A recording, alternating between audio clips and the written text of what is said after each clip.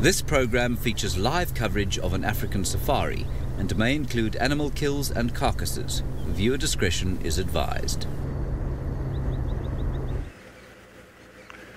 Good morrow, and welcome to a live African safari. The sun is not even up over the eastern horizon, and I'm going to go look for some lions. My name is Brent Leo Smith. I have Senzo the Cheese and Keys and on camera with me today, which means it's the boys from the Bara. Now, both of us come from a small town in the KwaZulu-Natal Midlands. Well, I was born there, called Pietermaritzburg, fondly referred to as the Bara. It is a hole, and I'm glad I haven't been back in 10 years. Oh, Senzo lives there still, though. That's Senzo's problem, not mine. No, it's not. It's actually a lovely part of the world. I just went to boarding school there, and don't want to go back. It is Sleepy Hollow is another name for Maritzburg. But it is very beautiful. It's on the edge of the Natal Midlands, so once you get out of town, it's absolutely gorgeous. Oh, Jamie is calling me on the radio. Go ahead.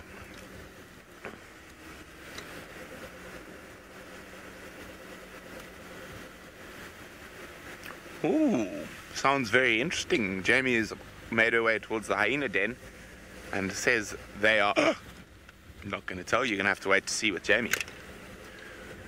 But that is relatively interesting news, which I'm going to keep to myself and make you all ponder and wonder and tear your hair out. What could be happening?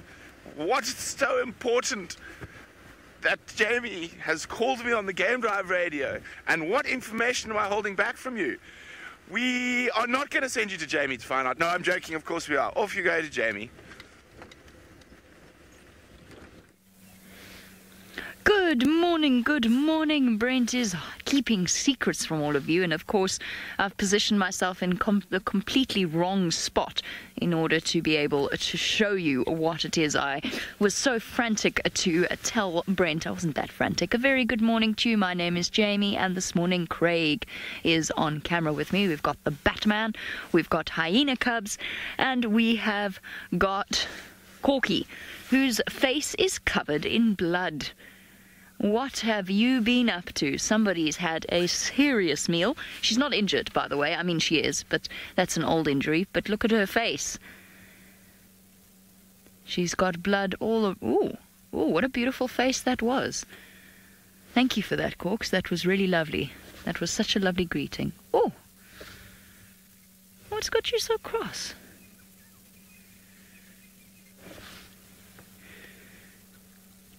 A hyena smile. Sure. She looks very threatening, covered in blood and showing her teeth. Oh, here comes Pretty's cub to say hello. Morning. Completely ignored. Completely blanked. It's like the cub isn't even there. Even though it's doing its utmost to submit. Oh, terrified. Terrified of Corky's cub making its way in.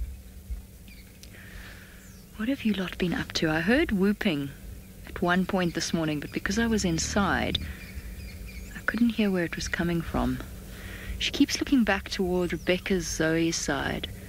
Oh, she's jumpy. What's wrong?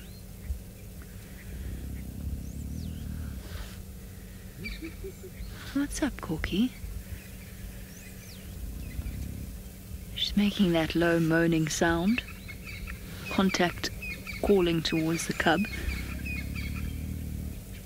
For some reason my left ear has stopped working almost entirely. I blame the blocked nose. It means that my right ear, which I use to listen through the earpiece, is quite crucial. So I've got my earpiece half in and half out. Look at this little one. What's up? Corky, what have you been up to? We know that there were lions around last night. We also know that there's a number of drought victims.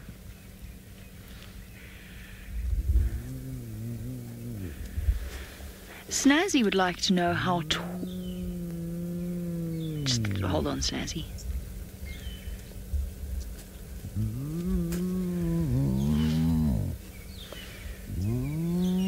Let's just watch this play out. good morning.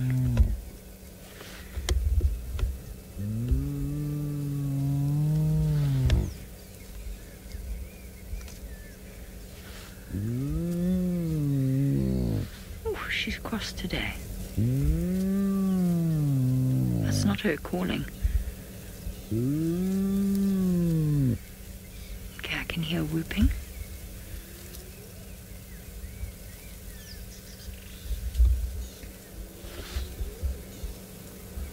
That's down towards Weaver's Nest Junction. That could just be a male.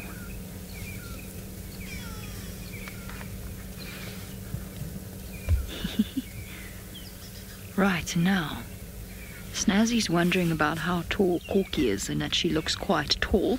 She is quite tall. We often asked to compare to sort of breeds of dog. There's not many breeds of dog that are as massive as a hyena, but perhaps a really big Rottweiler or a Mastiff would be a good comparison. I mean, Corky probably with that belly weighs, oh, look, oh, anal pasting. Weighs probably around about 80, possibly even more kilograms. So that's around about 170 odd pounds. She's a big girl. Let's put it that way. She's a big lady. Check this cup.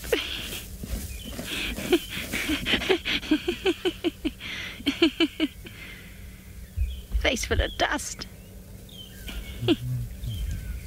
Hey, what's up? What was that?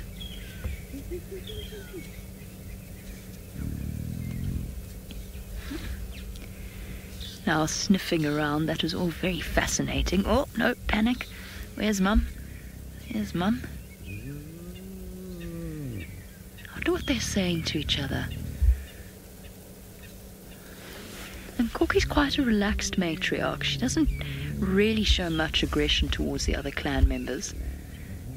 Usually it's sufficient for her to just walk towards them, for them to turn around and walk away in a display of submission. Come on, call for us, Cork. So seldom we get to see the females call. Oh, you're going to plonk yourself right where we can't see you. Okay, fair enough.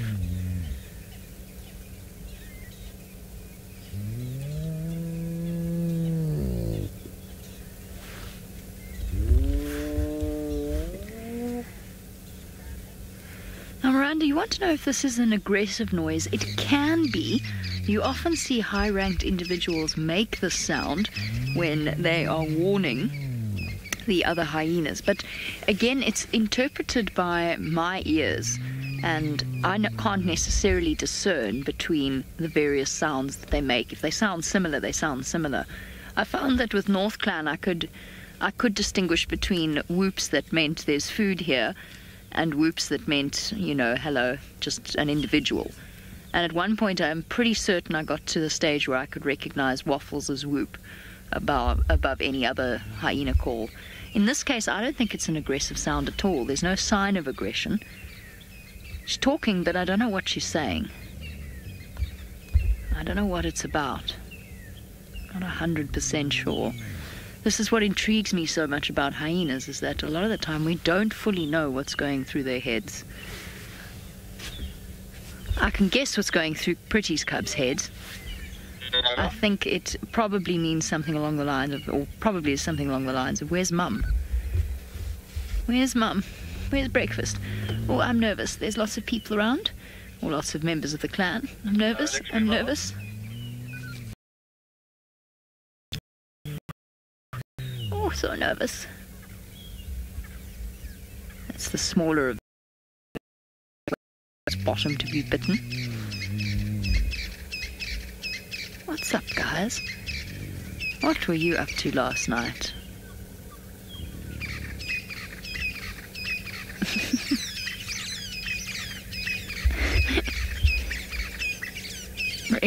They really want to come out, but they're also really nervous to go too far from the safety of the den. No, move! I want to go in. And gone. Alright, let's go. I think Corky's cub has settled in for some breakfast. And we'll go forward a little bit and just see. All the tracks came from quarantine side, so I don't know what they were up to. Now, it is a beautiful morning here on Djuma. We always try not to compare the sunrises in the various countries in which we operate.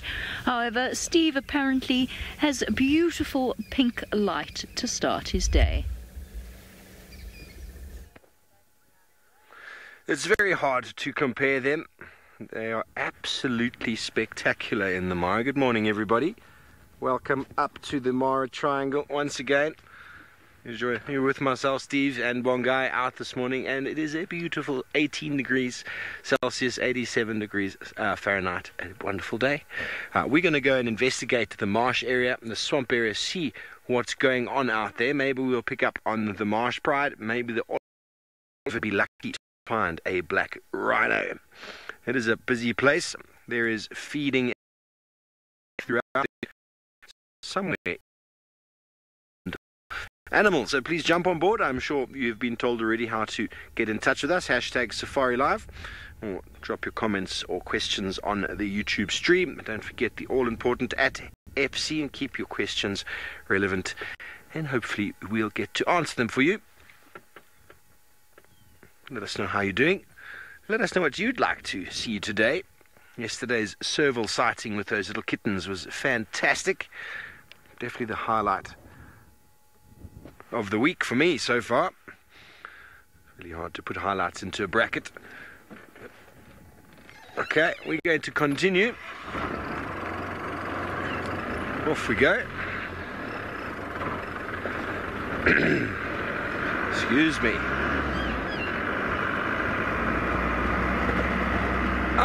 Anna Marie, I will see if I can find a black rhino for you. Last time we went in search of a black rhino in the marsh area, we were lucky. So maybe today we'll have some more luck on our side, but I've no doubt we'll find some elephant, some buffalo, some zebra, maybe some delayed wildebeest. And there'll definitely be a bird or two in that open area. Colbert, you would like to see some jackal? I'll do my best. We quite often have a jackal in this area on our way down the mountain, but he's not the most relaxed individual, or she. He's always trotting away, very hard to keep up with, but definitely keep our eyes peeled. A black rhino and a jackal. Let's see how we go. And whatever else falls into that category. It'd be nice. I haven't been into the marsh area for about a month. Ellie girl, I have a strong feeling we will find some crowned cranes in the marsh area. Last time I was here, we had a beautiful breeding pair doing a bit of a dance, and I've seen at least 2 or 3 breeding pairs sort of in that area, so we might have some luck, but who knows, with the change in the season they might have moved, but we'll do our best. Let's go have a look. So that's 3 special interests for this morning. Let's see how we go with that. Well, the balloons have just taken off in the distance there. It really is quite a beautiful morning. I'm just going to pull over for a little spot over there just to have a view of the balloon coming across the landscape there. That is where the balloon is, moving along the Mara River. Beautiful up there. And there's a lion. Look at that. Well, we can just find things just by randomly stopping. That is how it works. Well, we were stopping to see the balloon, and thanks, Bongai, for zooming in. There is a lion. Well, that is how it works, folks. You can shake a tree around here and a lion will fall out. And that is what we've done. But we're going to get a bit closer to this lion. And I think we're going to be going all the way back down to South Africa, where it's a little bit colder than up here, for the moment anyway, with Jamie, who is sitting.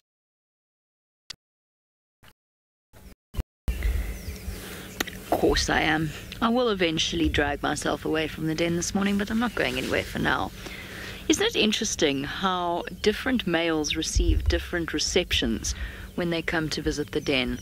So poor Comet, and I've noticed this quite a bit whenever he comes to visit, he just doesn't quite get welcomed. Just a moment ago, Corky shot up and chased him away. I think she might just do it again. There's definitely some nervousness in his body language, yet Tsaka is welcome whenever he wants. He doesn't get chased away. It just interests me. I think this is not the first time that we've seen this kind of reception towards, or difference in reception towards different clan males. Saka seems quite content to wander around the den. He doesn't get up in the females' faces. No, instead he'll just come and sniff my leg. But Comet, poor Comet. I don't know why they don't like him. Maybe it's specific to Pretty and Corky, and they just happen to be the ones dominating the den here. I don't think I'm wrong. I think that Tristan said he had a sighting where they were much more welcoming towards one male than they were towards another. And if I remember correctly, it was Comet that got chased. Oh, well, he's had it. He's done. He's gone. He's off. Not interested in sticking around when he's clearly not welcome. And Corky's settled down to allow the cubs some breakfast. Carol, so you want to know, you ask, so is Comet lower ranked then? Comet presumably is not a natal clan male. He's an immigrant clan male, which immediately puts him right down at the bottom of the clan hierarchy. The only hyenas that would be of a lower rank than him is immigrant males that have come in sort of after his time. So that's the way that it works in hyena society. The males born into the clan obviously inherit their rank. We've spoken about this before. If mom's high ranking, then they get her ranking, and so on. But what will happen is that the males usually disperse at around about usually closer to 3 years old. So they go wandering off and they search for new opportunities and a new clan. It gives them the possibility of mating rights, but it does mean that they shoot right to the bottom of the clan hierarchy. So Comet presumably came from a neighboring clan. We don't, as far as I know, we don't know where he came from. But he came from a neighboring clan, or a clan perhaps even further away. But he's been around for a long time, old Comet. So he's probably one of the higher ranked immigrant males, if that makes sense. Still bottom of the pile, but one of the higher ranked immigrant males. Unless I'm missing something and he was actually a natal clan member, but I don't think so. I just know that he's been around for a while. Okie dokie, since Corky's decided to settle down, I'm going to sit it out for a bit longer, see if Pretty comes back to feed her cubs. They're clearly quite hungry. Let's go back across to the Mara to Steve, who has found his lions wandering along down the road. Well, thanks, Jamie. How interesting it is that we scanned across the landscape and we found not one, but a pride of lions. And this is the Olololo pride. Lots of youngsters. There's 13 young ones in the pride, 4 adult females. 7 of the cubs were born in February to March of last year. 3 were born in late May, early June. And 3 were born in June of last year. So there's 9 males, 4 females in the cubs. Still quite young. There's one of the young males. And this is where they hang out. Believe it or not, just before I went on leave, we did some sort of off-air shooting right where we are now, and there were tens of thousands of wildebeest around. And one of the mornings I came down and we got 5 kills between sort of our driveway and the river road, which is only about a kilometer down the road. We had 5 kills, and I think it was the olololos that were spread all across there. But here, very beautifully, in the light on the right hand side, we have got some of them lying up. The light is just absolutely spectacular. The sun is about to rise over the eastern horizon, and there it comes. I'm going to move back slightly, and then we'll be able to get those lions in shot. Bongai, how's that sound? Getting nice and creative here. The lions are playing their part wonderfully well. All we need is to get that beautiful shepherd's tree behind them. And are you ready for your screenshots, folks? Don't fall down the hole. How's that, Bongai? Ah, look at that. Beautiful mornings. The light does it all for you. There is the beautiful light, the shepherd's trees. At least the closest one is. And just down in front of the tree, the pride lies in slumber.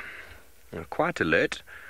The initial lioness that we saw is the one that's lying flat just to the right of those two. She moved across the road. There's two there. She moved across the road initially. No doubt searching for some food for the tirelessly hungry individuals. When you've got 9 young males, well, you've got your job cut out for you, trying to provide them with enough food. And with the migration seemingly moving south. Daniel, this is a postcard from Kenya, indeed. How gorgeous is that? Really, really spectacular. So the Olololo Pride, they're going to have to make do with the animals that are remaining around. I've no doubt when we get into the marsh area where the lions are pretty much headed at the moment, we're going to find some giraffe. I can see some elephant far in the distance. There's definitely some topi and some zebra still around, but not the abundance that these lions were used to in the last few months. Just wildebeest all over the place. But this pride does have quite a taste for buffalo, and they're an animal that generally frequents this marsh area throughout the year. I'm sure if we scan hard enough we will find some buffalo in the open. That major tree line in the far back there is in fact the Mara River, and on the other side is the Mara itself. Rolling grasslands. Okay, very good. Beautiful. The sun is about to crest. I wonder if the lions are interested in watching the sunrise, or if they're just scanning for some breakfast.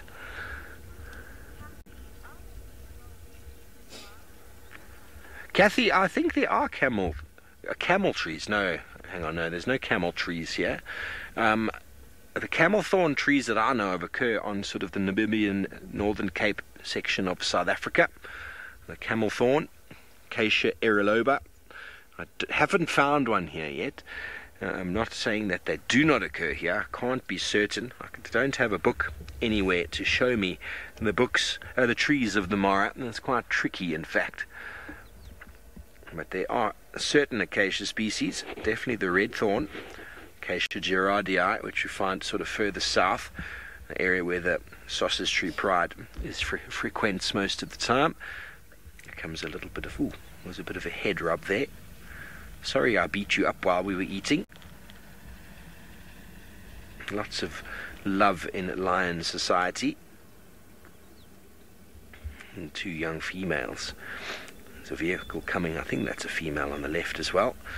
It is hard to tell sometimes when the lions are younger than a year. Sometimes it is quite tricky. But beautifully walking in parallel. You can see the mouth of the one on the right has been drinking some mud. Vince, it's really tricky to identify young male lions versus females in the first year. Sometimes it's just a little bit more fur on the neck, but it really only starts to show or to become obvious after a year. And before that it's quite tricky, but when they turn around it's a lot easier because they have got genitals that are a little bit more obvious to see, and that is how we identify it from the cubs, the 2 sausage tree pride cubs. The 5-month-old ones, the 12 weeks, they are 2 young males. You can see the spots on the body, around the belly, on the legs, are very, very sort of sharp on youngsters.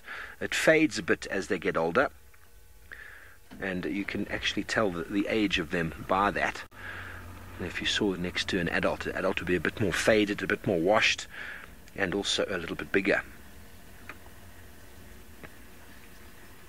Sometimes looking at the nose is also a good aging device. Young lions have generally got a pinkish sort of nose, and the older they get, the darker it gets. But that is not a fail safe. It's not 100% all the time. Some lions have just got a dark nose. Okay, still thirsty. You can see by the mud on the lip earlier that it drank some muddy water somewhere. Now I was looking for something a little bit more tasty.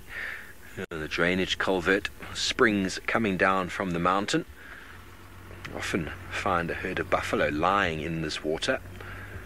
Nice place to cool yourself down in the heat of the day. And it's incredible because honestly, before we left, I think the day before I left, this exact area had 10,000 wildebeest moving through. It's just everywhere with wildebeest. Beautiful, beautiful morning. Well, the sun is just cresting over my shoulder. Let's go back over to that with the view of the lions' heads. Isn't that a spectacular shot? That shepherd's tree perfectly positioned. Take your screenshots, folks. That's the new wallpaper for my phone.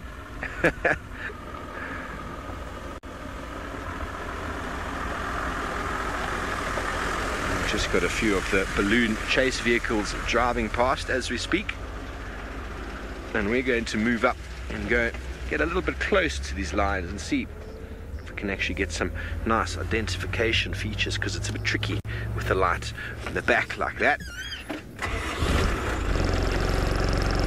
Yeah, well, we're going to go across and get a bit closer to these lions, and I know Brent is still looking for lions down south. Let's go over to him and see how he's doing. So the tracks of the Nkomas who appeared on the dam cam last night are on the northern boundary. So, I'm pretty sure they might have crossed north. I'll keep an ear out on the game drive. Oh, sorry, 1 second. Firm Lex, I'm quite far away, but I will make my way there slowly.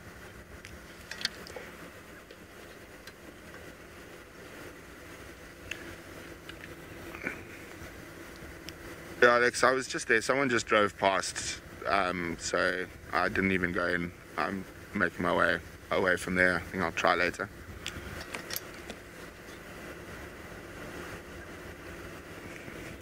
So we're going on our way to check on Gajima, but someone else is already there. So the reason we don't go there is we know how skittish that leopard is. We don't want to put any pressure on him. So I think the best option is actually to try tonight once it's dark.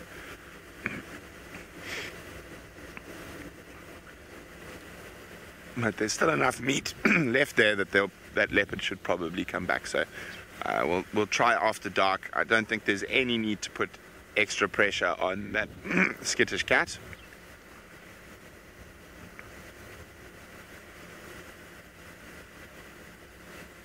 Oh.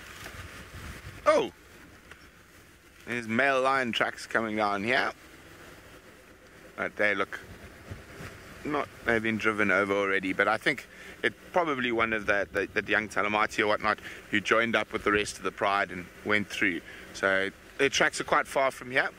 So what I'm going to do is I think I'll take a dive through the center of Djuma and go have a look to the southwest. But of course, while I'm still searching for things, we can send you back to Jamie, who's still at the hyena den. I am still at the hyena den, where we are staring at a massively full-bellied corky. She looks positively enormous, not just tall, but rotund. I don't know what she's eaten, but it obviously did her the world of good. And I'm happy to see that she's well fed. I noticed the other morning when we came in the morning and Corky was fat. We came back in the afternoon and Corky her belly had all but disappeared.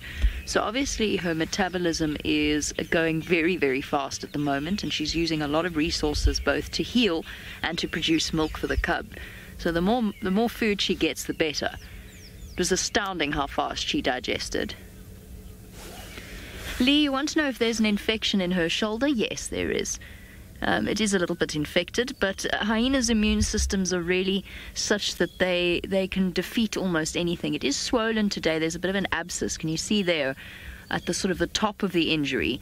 There's a swelling. No, oh, Corky, don't be shy. There we go. So she's got an abscess there. It's probably very painful, but she doesn't even seem to limp. Now you'll notice that she's quite unsettled. It's not because of a lion or anything like that, although I think that she is a bit more cautious than normal. It's actually because of, we just spotted some of the anti-poaching members on foot. Not at the den, but a little bit further away. But because her eyes are so keen and her hearing is so keen, she picked up on them. And she's now moving off. There is, of course, a strong anti-poaching presence, without going into details, within this reserve to help to keep our rhinos safe. So that's what's unsettled her. That's why she's a bit nervous. But there's something else she's hearing as well. She's now walking in the opposite direction. She's doing a full circuit. Her cub's thoroughly unimpressed because Mom really didn't give it the full breakfast that it was looking forward to. It's okay, little one. Don't know if it's my imagination, but I feel as though the hyenas of Djuma don't beg as much as the hyenas in the Mara do. They don't squeal as much as the others do. It's interesting, I don't know why. Yes, they've been raised better. And we're taught not to whine when not given their way. Obviously hyena mums in Djuma are stricter. And Corky is gone to the point that we're still okay. I can still see her, but I think in a few minutes we're going to have to leave because she is, or in a few seconds we're going to have to leave because she's so far away. I wanted to show you something. For those of you that haven't seen it, wait, hold on, I can hear a lion. Taking my earpiece out.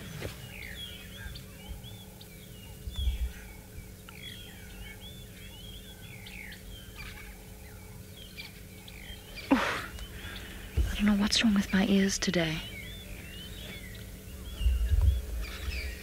I can't hear properly. I'm just going to turn my game drive radio on. Okay, time for us to depart. I'll show you what I wanted to show you later. It's an example of just how much a hyena can eat. 20% of its body weight in one sitting, but sometimes even more than that. But I'll wait till I'm out of the den before I show you. Corky's gone. Comet's gone. Pretty's not here. It's time for us to depart. Especially now. When the cubs were a bit younger, I didn't feel it was as much of a problem. We still didn't stay, but I didn't feel it was as much of a problem. But now the cubs are getting brave. Brent was telling me that Corky's cub ran under the car the other day. So at this point, we are a potential distraction for them. They're curious. They want to see what we're up to, what we're doing. And it's not safe for them to come out when the adults aren't here. And I think they feel quite secure around us and quite curious as to what we're up to. That's why when the adults depart, so do we. The cubs' sense of danger and their alertness levels are not quite up to scratch yet. They could potentially get distracted and miss a leopard or a lion coming into the den site. That, and it's just good policy with tiny cubs, whether it's leopards, lions, or hyenas. We don't treat them any differently. I don't know where to go. I can't decide. I'm going to try and figure it out. Decide whether to go west, east, south, or north, or any other direction, really. Let's go across to Steve, who doesn't have to make any tough decisions because he's got his lions. Well, here we are still with the Olololo Parade. They are not making too many movements. They've joined each other. They're all lying up. We've come onto the other side to get the light in the right sort of side. I'm trying to point out one of the males to you so you can identify the difference between a male and female. Start developing a little bit of hair on the back of the neck, underneath the chin, on the throat. And it's hard to tell when they're like this. Even the first lions I saw when I arrived 2 months ago, I thought were two ladies, but were actually two young males. Well, Bomba Girl, that's a great question. And the reason why lions actually breed the way they do is to get young coalitions of males the way that they've done. So by having 9 young males together, there's a good chance all 9 of them, if they reach adulthood, will all move off together. I've seen it before. The Mountain Pride in the Kruger National Park, they had 9 young males. They got to about 3.5, and then one of them got killed by 5 males from the south. But then those 8 males stayed together, and they were a formidable sort of army of boys. It means that they can establish a territory, covet prides at a much earlier age, versus the Nkuhuma male, who's now got that one Talamati male. Now there's 2 of them. If they disperse, well, they've got a much better chance than the one individual. So it's very likely that all 9 will stay together if they all reach maturity. Statistically speaking, I don't think all 9 will make it to maturity, but, you know, these things do happen. For example, the Mountain Pride, there were 9, 8 of them made it, and then being a formidable sort of enterprise, you can start breeding at the age of 3.5 when there's 8 of you, because you can just outcompete any male. 2, 3, 4, 5 males are easily outcompeted by 8 or 9 individuals. But then it also comes down to attitude. You can get one male who is full of beans, can run into a sort of coalition of more than 3, more than 4, and dominate them just through attitude and just through perseverance. And so that often happens, but it'd be wonderful to see if all 9 do move off together. They're still young. They're not even, well, they're just over a year. There's still time. There's still time. But this is the hardest time. Between a year and 2 years is the hardest time for a lion, and being a male lion is very tricky, because if new males move into the pride, those 9 will get pushed away. And if they're still too young, well, it can be a little bit of a hard task for them. There's a young female at the back. She's interested in something. I don't know what she's spotted. That's that young female we saw before that was drinking. I'm just going to have a little scan with my binoculars and see if I can see what she's seeing. I don't see anything there. That's the area that they came from. Maybe she's hoping one of her sisters will be joining soon.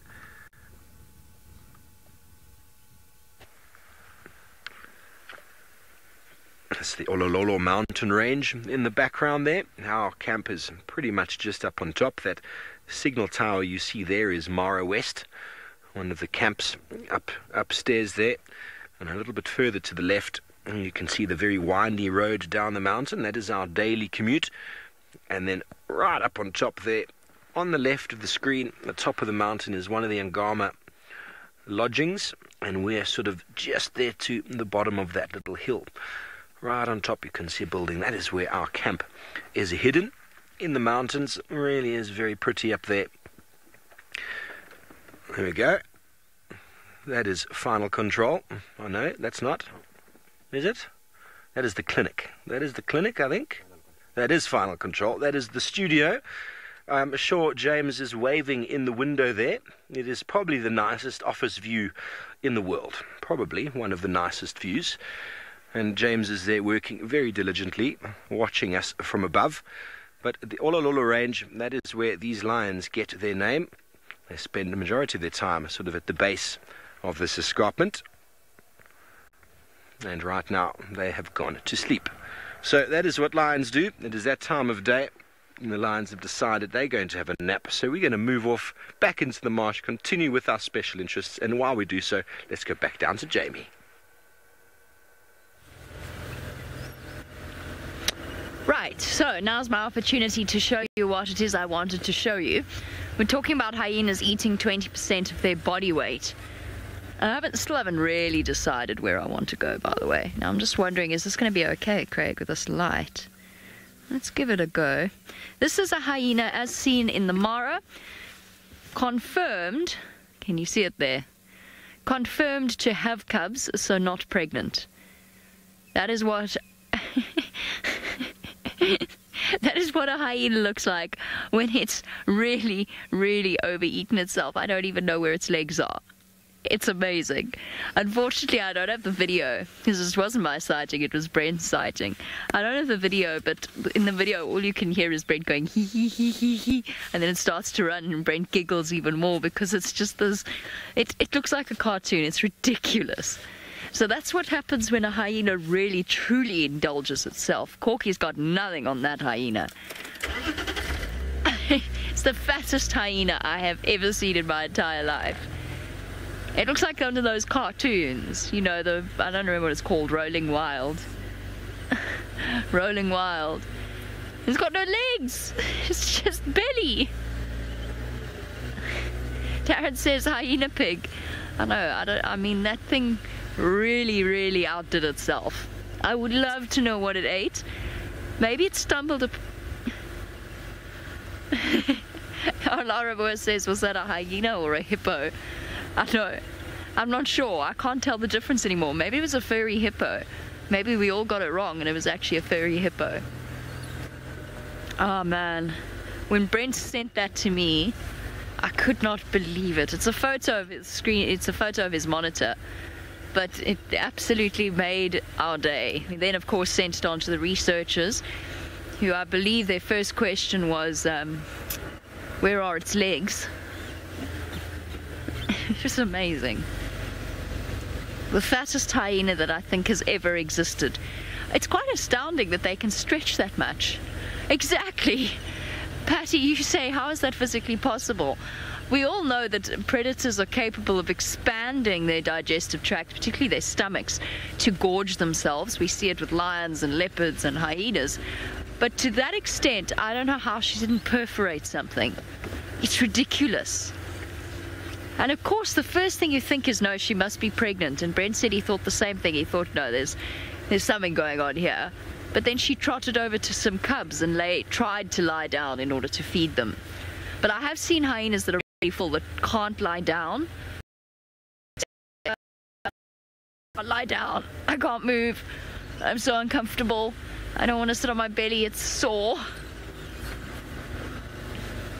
Imagine if humans could do that. Would make meal times that much better, although probably more costly. Like a really nice Sunday meal. You just keep eating till your stomach's out here, and then you go and lie down for 3 days. Kirst says she thinks it does happen. Imagine how sleepy that hyena must feel. I mean, you know, when you eat a big meal, big carb-based meal, it happened to us last night. We ate some pasta, and by the time you finished, you are done. That's you done. Of course, the fact that we get up at 3:30 also plays a role in our bedtime. But imagine how exhausting it must be. I don't think you'd be able to think clearly. I can't think clearly. My gut instinct is pulling me to the west of Djuma. Oh, what a good idea. I like that idea. I'll do that. Quite happily. Apparently lots of you requesting to go see the red-headed weavers. Let's do that. I would love to do that. I completely forgot about them. Where were they? I know they were on Cheetah Cut Line. Oh, well, I'll just go drive the whole road. I'll find them. There's only a couple of big balanites that it could be. Can't remember which junction they were close to. You'd think that would stick in my head. You'd think I'd have made a point of remembering it. But I know I'll find them. Yes, with pleasure. Let's go see. Let's go see how he's doing.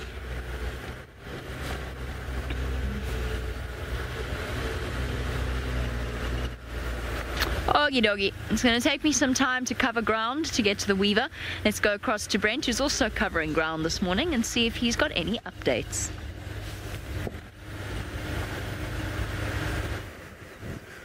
Well, we don't have any new updates. We're slowly heading towards where those last lion tracks were, but there are lions roaring in Buffelshoek, so I wonder if the Nkumas haven't gone north.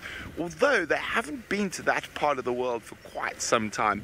Tingana, the last time I heard him, he was also heading off in that direction. But we'll go have a quick look in the west and the northwest, see if we can find the lions or Tingana. If not, I'll go start scratching around for Hasana around camp.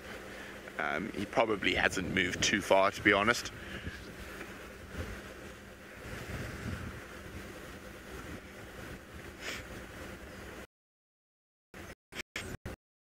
Ruben, coalition at Djuma, and why? Well, there's only one lion coalition at the moment. Well, proper coalition. But I assume you're asking in the past. It would probably have to be the Birmingham boys, because we were here I was here during the takeover. We got to see them and the Matimbas having their fights and chasing each other around. And during the drought, we spent so much time with those Birmingham boys. Just have a quick look over here. Hasana might have wandered this way. He does like to wander towards Treehouse Dam once he's been around the camp for a bit, so he possibly could be around here. So probably the Birmingham boys. My favourite male lion coalition in the Sabi Sands over all time would definitely be the Mapoko. They were insane, and they gave us many great sightings when I was working down south. The funniest thing is those lions were so aggressive to other lions. I mean, they killed like over 20 different females during the takeover. They massacred the old Charleston males, and they're just machines when it came to fighting and stuff. So there was always something happening when you were with them. They were also buffalo and hippo murderers. I mean, you found them, they were often hunting buffalo and hippo. On foot, they were the biggest softies. They always run away from you. I never got growled at by a mapoko once, and I walked them in some really thick stuff. They just scattle away like little kitties, like little kittens, if you were walking them on foot. Or tracking them on foot. Walking them on foot is obviously, that is very horrible English by me. I like to be walking on foot. Yes, you can only walk on feet. I suppose you could walk on your hands, but it'd be quite uncomfortable.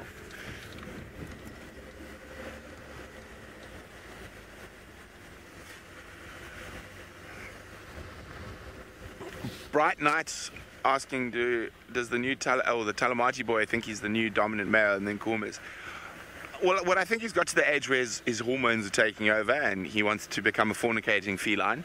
But I don't think by any means he thinks he's the top of the food chain yet, because every night he has to listen to those evokers calling from the north, and just that sound will make him realize he's definitely not at the top yet. But like with most animals, his instincts are taking over, so he can't help but want to mate with all the females and whatnot like that. That's the way he is programmed. Now, if he does start mating and those mating sounds start being heard, he will attract some very unwanted attention from the evoker boys.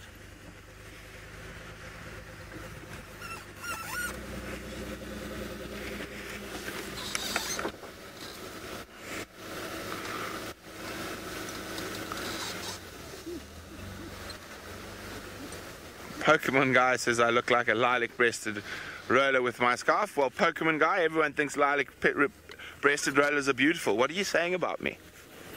Okay, we've got tracks, so it's probably Hosanna, because Tingana went that way yesterday, and the tracks of a male leopard. Now let's have a closer squiz. I mean, it could be Tingana, it could have looped down. It's very difficult to tell the difference between their tracks at the moment. Very similar sized. Almost certainly would have popped down to the pan for a little drinky poo. But where he went from there, that is the question. So, as we know, Tingana walked off this way yesterday, because that's where we saw him. Let's go check on let's check on this road junction quickly, and then I'm going to check at the next one.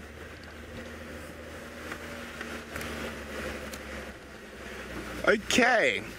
While I figure out which way this spotted kitty has gone, let's send you all the way back to the Masai Mara with a bird that likes to pretend it's got a broken wing. Well, here we go. We're doing a little bit of birding as we enter the marsh. And we've got a beautiful bird. I'm sure many of you have seen it before, but I wonder if you know what it is. It's on the ground, beautiful yellow legs. We always show you lots of them in Djuma of the different species.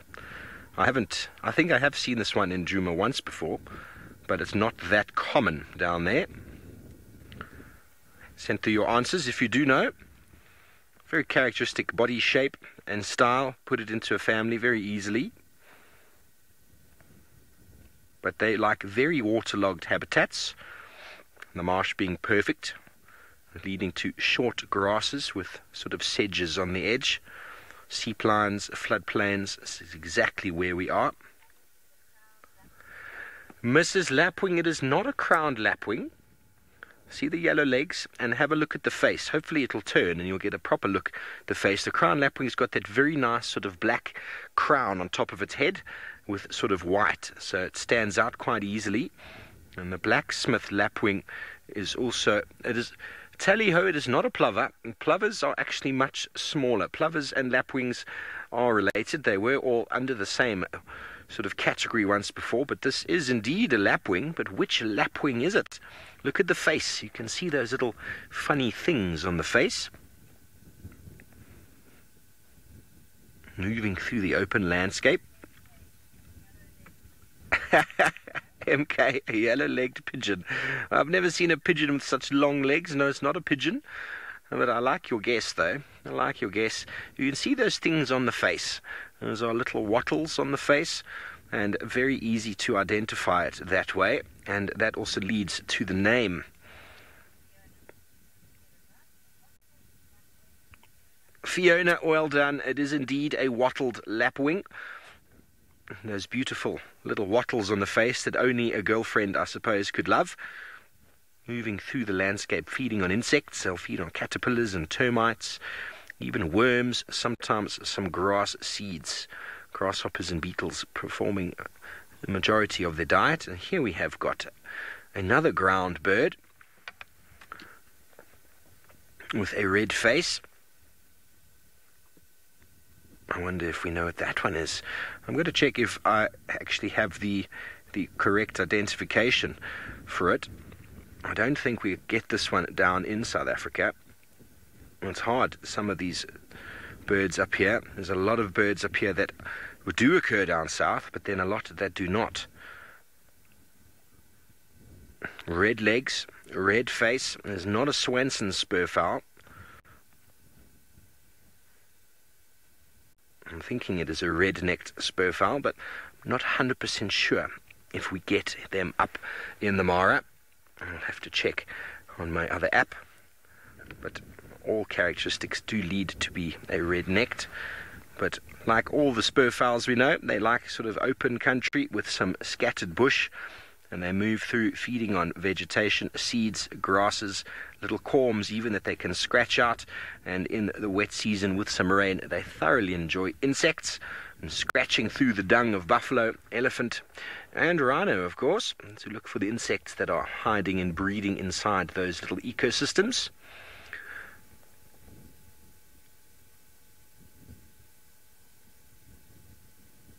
Nice adaptation to be able to walk. Saves a lot of energy walking around rather than having to fly all the time. So they can afford to be a little bit bigger, a little bit stockier. For example, the ostrich has given up flight altogether to enable it to walk and run.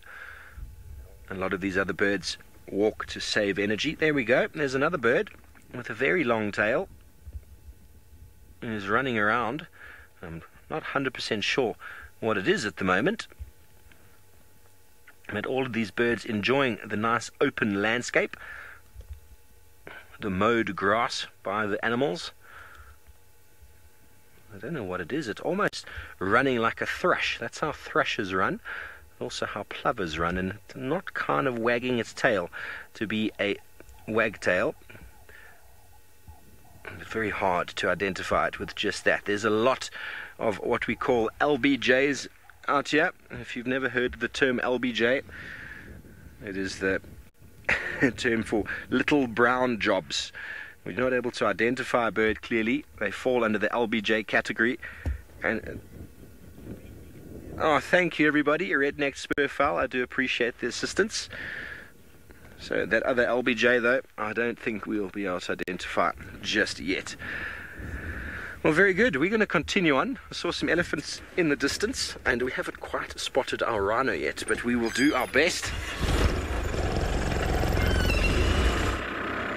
Jethro, these are not migrating birds. No. A lot of the birds you'll find in the Mara don't need to migrate due to the fact that there's 2 peaks of rainy season, so there's an abundance of food. The primary reason for birds migrating is for breeding and for food. So some will just leave to go to Europe just to feed and then come back again. No, they don't actually go to Europe and breed. There's no birds that breed in Europe. Hang on, I'm getting confused. Don't let me get confused here. Birds move for lack of food. And some of them will breed in Europe and then come back down south. And some will breed in South Africa and then go back north. But the ones who breed in South Africa never get as far as Europe. They stay sort of in Africa, except for the Wahlberg's eagle as well stays in Africa. There's not enough time to come all the way from Europe down and to breed and then go back again. So a lot of the birds here, there's no need to migrate because the food is abundant. And 2 rainfall peaks. But there are some birds moving through. We had some European bee eaters the last few days, and they're already, I think, down in Djuma. I've heard some cuckoos, the Klaas's cuckoo, the Deirdre's cuckoo, as well as the red-chested. They are definitely migratory birds, but some of them won't leave because there's a food availability all the time. The barn swallows have been moving through as well, but like I say, some will move all the way down south, breed, some will come north again, but those 3 species, well, the third one I wasn't able to identify. It's not migratory. Lots of LBJs around. Had some steppe eagles yesterday. Okay, now this is the decision time. There's some nice thickets there, nice thickets here. Elvis, who is our Askari on the back, he is pointing right. So we're going to go with Elvis's gut feeling, and sometimes that can be exactly what you need. A decision in the road, left or right, can be the be-all and end-all of a game drive. Sometimes you find nothing, and sometimes it all goes down. So these little thickets that we see on the left, this is exactly where the rhino will be moving through. So we keep our little eyes around that and see what we can see. But while we keep searching for things big and hairy, let's go back down to Jamie, who's in the search for something. I'm in the search for a weaver's nest, but just hold on one moment. I've been distracted. I'm quite close, and I've been distracted by the presence of lion tracks. These lions have been all over the show last night. I'm just turning around. I just want to check and see. I didn't see them up ahead, which makes me just want to work out where they went off. We're on the boundary between Djuma and Torchwood. Right, so the confusing thing is that on the left-hand side of the road, over there-ish, is that a track? Where's it gone? Yeah, there we go. Those will do.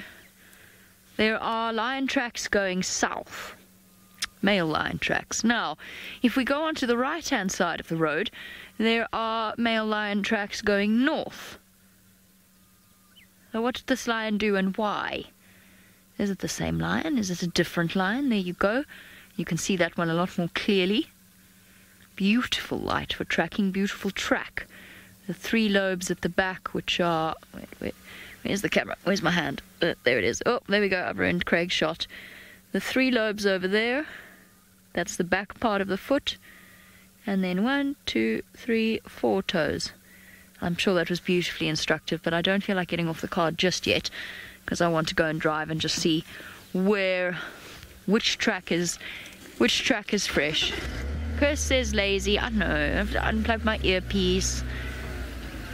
I've got a feeling that the ones going north are fresher than the ones going south.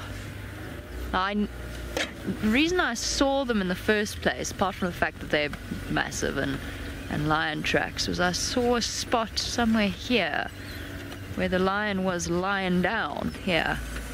This is where the lion was lying down. I'll show you with some good light. Try and move my shadow out of the way. And I think the lion turned round here and went north. Oh, some maneuvering. There you go.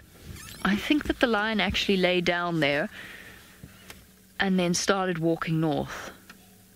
So I think that perhaps he heard the others calling, something along those lines. Along those lines. And he went north. Because his tracks don't extend or don't go any further south. I have no idea what these lions are doing. They're confusing me.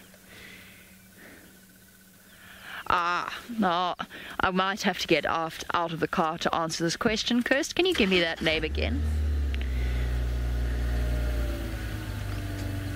Barat, okay. Barat wants to know how it is that we know that they're male lion tracks, purely because of the size. Even a young male lion who is not yet fully grown, by the time he's about 2 years old, possibly by the time he is, I just want to check they haven't gone south. No, they didn't, he turned. Don't know why. By the time a lion is 2 years old, possibly even younger, their feet are bigger than the females. So a female's track is about a third or about a quarter smaller than the track of a male. So hold on, I'll get out of the car, I'll show you. So he turned here, as we did. We have that in common.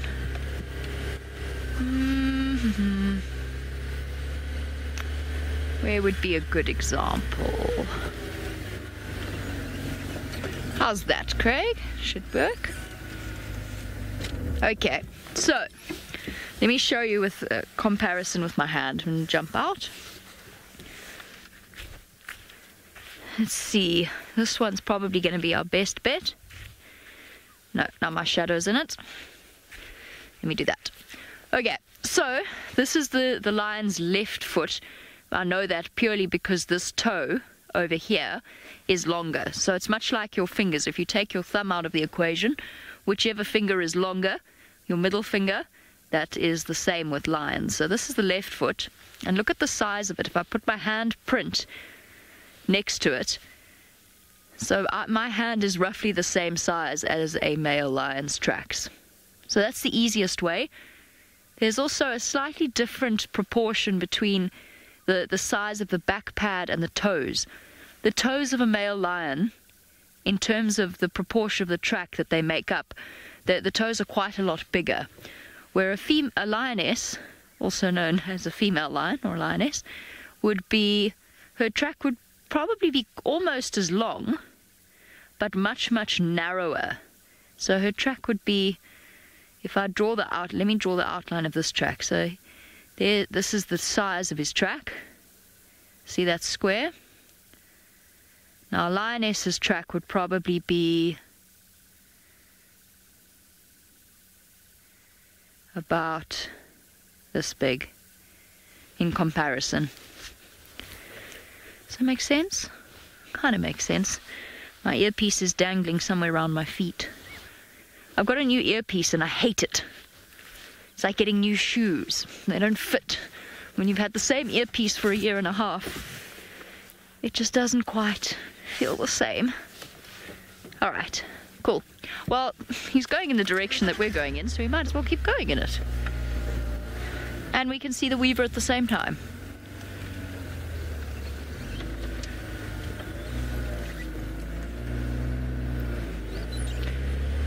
I don't know. These lions at the moment. We wake up every day with the signs of fresh tracks and we get very excited, and then they desert us and leave us out in the cold, sad and alone, with only leopards and hyenas to look at. Not that that's a bad thing. Okay. Now where did you go, you horrible cat? I wasn't watching closely enough. He's gone off the road somewhere. Nope, he's still there. We're good. He just changed sides. Okay, we're coming up to the red-headed weaver tree. Let's go find out how our friend is doing. I could so easily have driven straight past this lion. I probably should have double-checked. Okay. Dun dun dun. Okay, I'm going to turn around. There's a much better view from here. It looks very, very abandoned. Please don't be abandoned.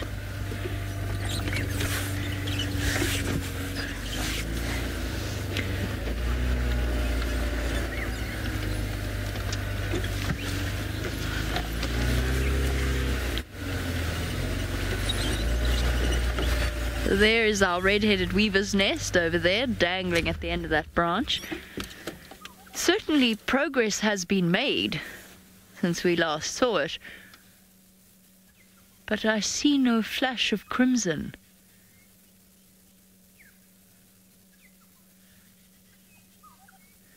Nothing to give away the presence of... Can you see him in the tree?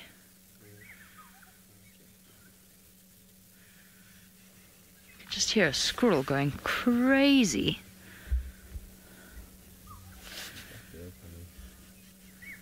I think I saw a sunbird in there, but not a red-headed weaver. How deeply disappointing. Will the tragedies never cease? First Scoobit, now our abandoned red-headed weaver nest.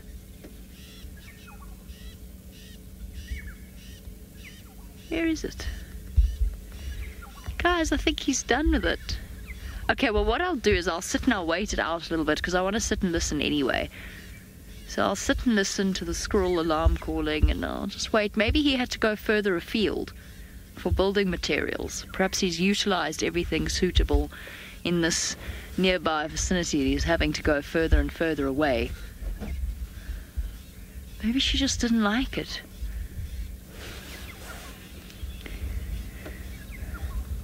There's definitely a bird fluttering about in there. Chris, you want to know if he would have abandoned the nest for any reason? I think he might have abandoned it if he decided that actually it wasn't a good spot that he'd chosen. Maybe it was a little bit too breezy, a bit too windy. He might have abandoned it because the female... No, I don't know what that was, but it... no, well... It's just evading our view of it. He could have abandoned it because the female just didn't like it, which is quite a distressing thought after all the hard work that he put into it, but that is the life of a red-headed weaver.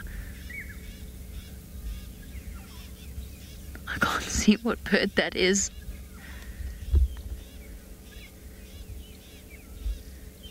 It's definitely... it's him! It's him! Well done, Craig. Bravo! It's our red-headed weaver. He has not abandoned his nest. He's still here. Still industrious.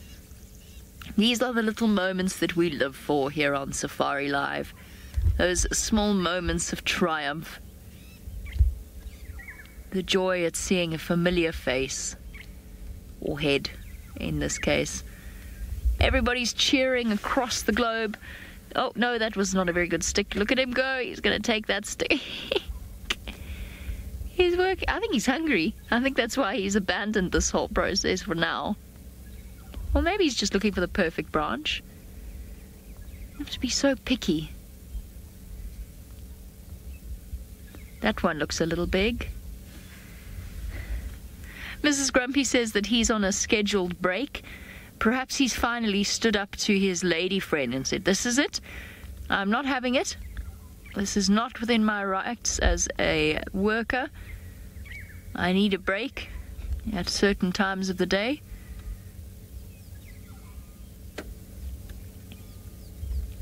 At which point she might have said, "Well, I'll go find another male then." Our beard says that they feel bad. He feels bad because he gave up on him so fast. I actually kind of do too, to be honest. I mean, I saw a bird hopping around, but I don't know. I just didn't think it was him. I don't know why. I also feel a little bit guilty. Should have had more faith. You've got to have faith out here. Feel free to sing along.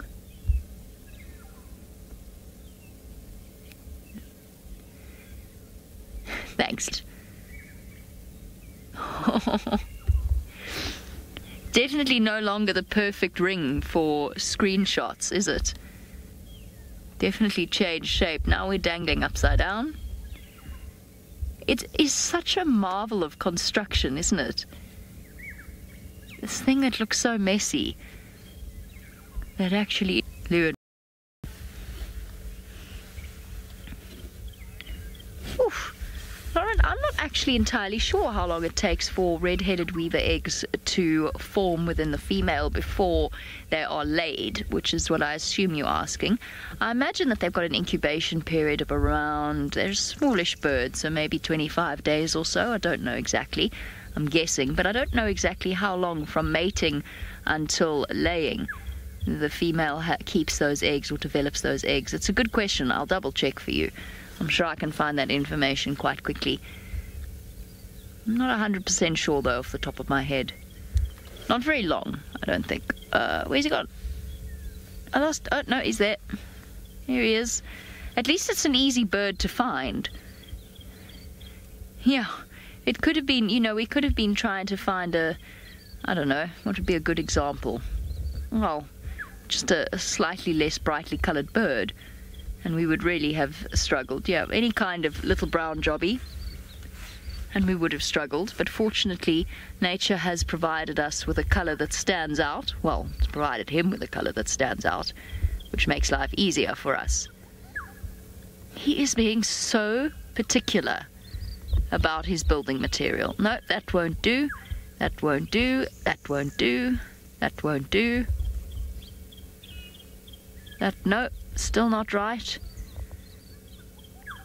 Do you know how hard it is to get good building materials in this place?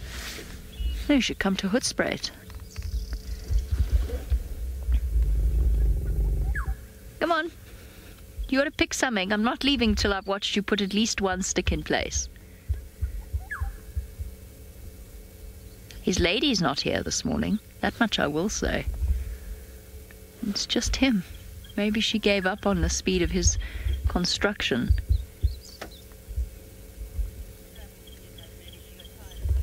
Mrs. Grumpy says that perhaps his female companion got tired of waiting. Well, that is all the more loss for her. Because personally, I think that he seems like the ideal mate choice. He's particular, he's a perfectionist. He doesn't rush things and then half do them or do them shoddily. He's really putting an immense amount of effort into this, and if I were a red-headed weaver, well, I think that it would be a no-brainer. I think that he is the obvious choice. Diligent, conscientious. What more do you want in a red-headed weaver male? And he's got a bright red head. Doesn't get better than that.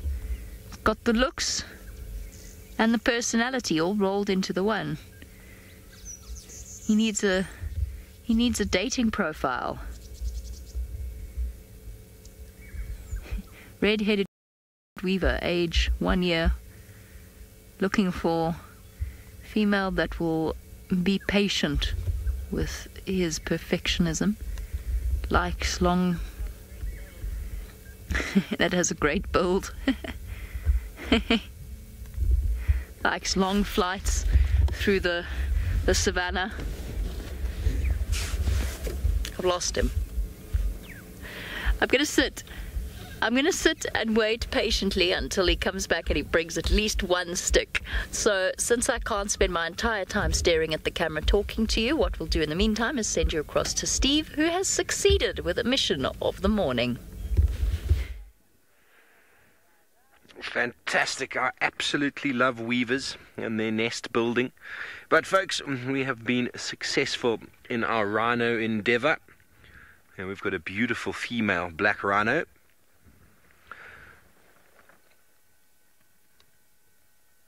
Fully grown. They are much smaller in size than the white rhino. You can easily identify them. If you see, the horns are quite similar in size. And look at the lip. The lip is not square, it's a little bit hooked.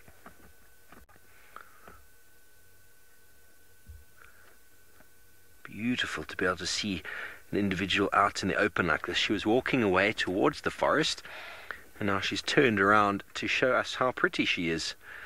Isn't that gorgeous? I'm very blessed to be able to spend time with rhino up here. Carol, it's very possible she could be pregnant. Black rhino have got a gestation period of about 14 months, and being on her own, it's very likely she might be ready to conceive. It's hard to tell with rhinos because being hindgut fermenters, they often have a lot of gas. They often have a very big belly. But being on her own without any juvenile nearby, it's very likely she might have pushed away a previous calf and is ready for a new one. See those monocular ears? They move independently of each other. And the two horns that are very similar in size. What causes the debate or the issues all around the world. Those horns, which are basically just keratin with melanin inside. Your fingernail with a little bit of a strengthening melanin. Apparently that is all the makeup of it. And yet there is a war around the world to possess those horns, which is really a very, very interesting and long-standing discussion. These rhinos are very well looked after here. The rangers are constantly following them. Jeffrey, a black rhino is not too bothered by too many things, although they do get quite antsy when they do spot things or things do disturb them. But lions wouldn't really give this individual too much of a hard time, but it doesn't mean that they're relaxed when they see predators. Black rhino invariably, this is very strange to see them just walking.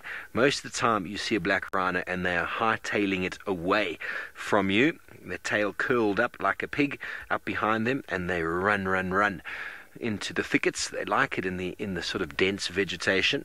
You can see she's heading directly towards the thickets there. We should be doing some feeding, because the black rhino is a browser, folks, if you weren't aware. They feed on leaves and twigs, and they cut them beautifully. There we go. She's just had a wee. Fantastic. Lovely to see that shot. Thanks, Mum. She's heading in towards the thicket where we're probably going to lose her, but let's see if we can get a little bit closer, shall we? She's walking directly towards the road, so we might get a few meters further. Wonderful to see. That's probably the nicest black rhino sighting I've had here. Last time we came searching for black rhino, a very similar area, but we only got sort of a distance visual of the boy busy walking around. Everyone's happy to find the rhino. I'm glad. I'm super happy to be able to show it to you. Just going to sneak up behind her, because no doubt the sound of my vehicle is going to probably cause her to move off. Hello, Alexa. You want to know about rhino and hippo with regards to evenly matched in strength? Well, if you work out the weight category, really, a big, fully grown male black rhino probably weighs about 1,800 kilograms, which is what, that 3,400 or so pounds. Whereas a hippo, a big male hippo, weighs probably about 2,000 to 2,500 kilograms, so a little bit bigger than the black rhino. But the way that they fight is very different. The black rhino and white rhino, it's all about the neck. It's all about thrusting that horn upwards to pierce or to damage whatever it is that you are fighting. Whereas the hippo, it's all about those big teeth, the big tusks. I don't think there'll ever be any confrontation between the two species. They're both heavyweights, but from a strength point of view, the hippo and the rhino use it differently.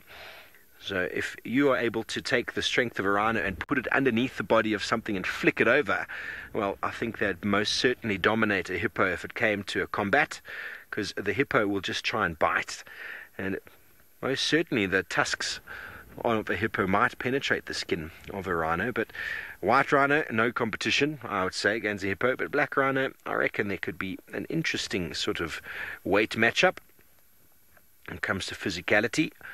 But black rhino generally are known for having a lot of attitude. And there we go. She has done what black rhinos do best. She's disappeared into the thickets. So there we go. Number 1 off the list today. I've spotted some lions over there in the distance. So we're going to go and see them because, as I said, you shake a tree around here and lions fall out. Okay, well, back down to Brent Leo Smith, who is doing some geology. Well, not quite. We've got a hole that's been made by some form or other of creature. And I've got the sneezes again. Now I'm going to jump out of the car. It's very easy to tell what has been digging here when you have a look. Because you can see it's gone very, very deep. And you can see where its tail has been left. So it's quite a big aardvark, probably a male aardvark, judging from the size of the thickness of the tail that's there. So, and also the color of the soil, how damp it is. Probably after midnight at some point last night. Oh dear. I always find that incredible. How the aardvark with those claws are able to dig straight through roots. Look at that. To get down to what they want. And in this case, what they wanted was some termites. Now, we're still looking to see where those leopard tracks went. They disappeared. So I'm going to loop back towards Treehouse now. Pretty sure it's Hosanna, but I've been called to tell there's other leopard tracks further to the west of us, so decisions to make. I think we'll have a quick look around here and then we'll go have a look for those leopard tracks around Zoe's Road.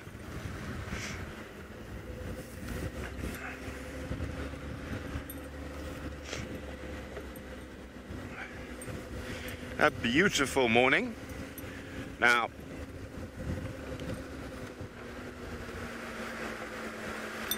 and oh, what's that? Hyena. So lots of different leopards like this area. I'm pretty sure those tracks are Hosannas, because I heard Tingana calling late last night.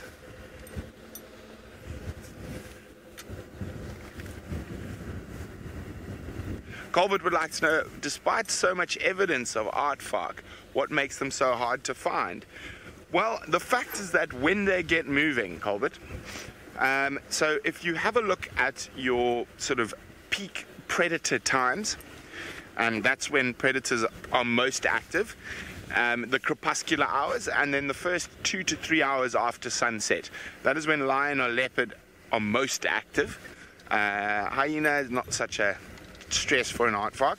So you will find a lot of animals like aardvark and civet will be up and about, but their peak times of activity will be from about 11 to 3, 4 in the morning, or 3 in the morning at this time of the year, because then the next predator peak is that 2 hours before sunrise and the hour afterwards, so when they're most mobile. So animals like aardvark and civet and things like that will try have their peak of activity in between the peak activities of the large cats. So that's why they are so difficult to find. You would need to be driving around all night. I saw quite a few of them in the Mara, and I've seen lots of aardvark all over Africa. I've even seen one on Djuma, but after drive on my way back from visiting a friend at another lodge. But yes, it is one of those things. You need to be out very late at night, although we might get lucky, you never know. Well, it seems like Jamie is still at the weaver's nest, so let's go see how the red-headed weavers are getting on. He hasn't come back, which is quite sad. I mean, we've been sitting here since you last saw us, obviously. We haven't moved, and he hasn't returned. He's obviously being a true perfectionist in his approach to this. Only the finest building, what do you call them? Materials will do. Not a sign of him. He's flown off somewhere behind me. There's also, of course, the possibility that he's hungry. He does need to eat. Even the most industrious of people need to take a break every now and again, so he could have gone off looking for food. Or maybe even, as Craig suggested, some water. There's Buffelshoek Dam not too far away from here, so he might have gone there. I don't know where he's gone. He's abandoned us. I cannot spend the entire, as much as I would love to, it's really nice sitting here in the sun. I cannot spend the entire drive staring at an empty weaver's nest. So what we'll do is we'll link to Steve, who apparently has caught up with some lions, and they are very active this morning. Let's see if they catch something.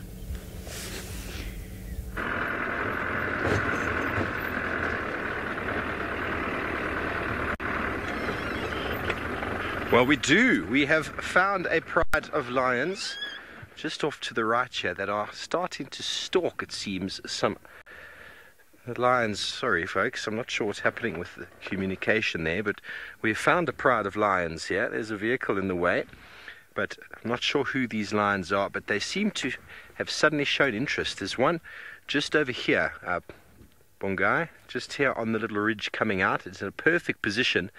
There's some unsuspecting warthog up ahead. This could be very interesting, folks. It's a big male, I think it is a male warthog, just off to the left of the screen. Probably be mobile, probably be obvious in a moment. A little bit more left. There we go. So the pride is mobile. They're up, females are spreading out, and this could be very, very bad for that warthog. Sure, Kirst, I think we could invite more people on board. The warthog is walking away now, but there are more than one lion. There is more than one lion, excuse me. She's coming up. She's going to try and get around.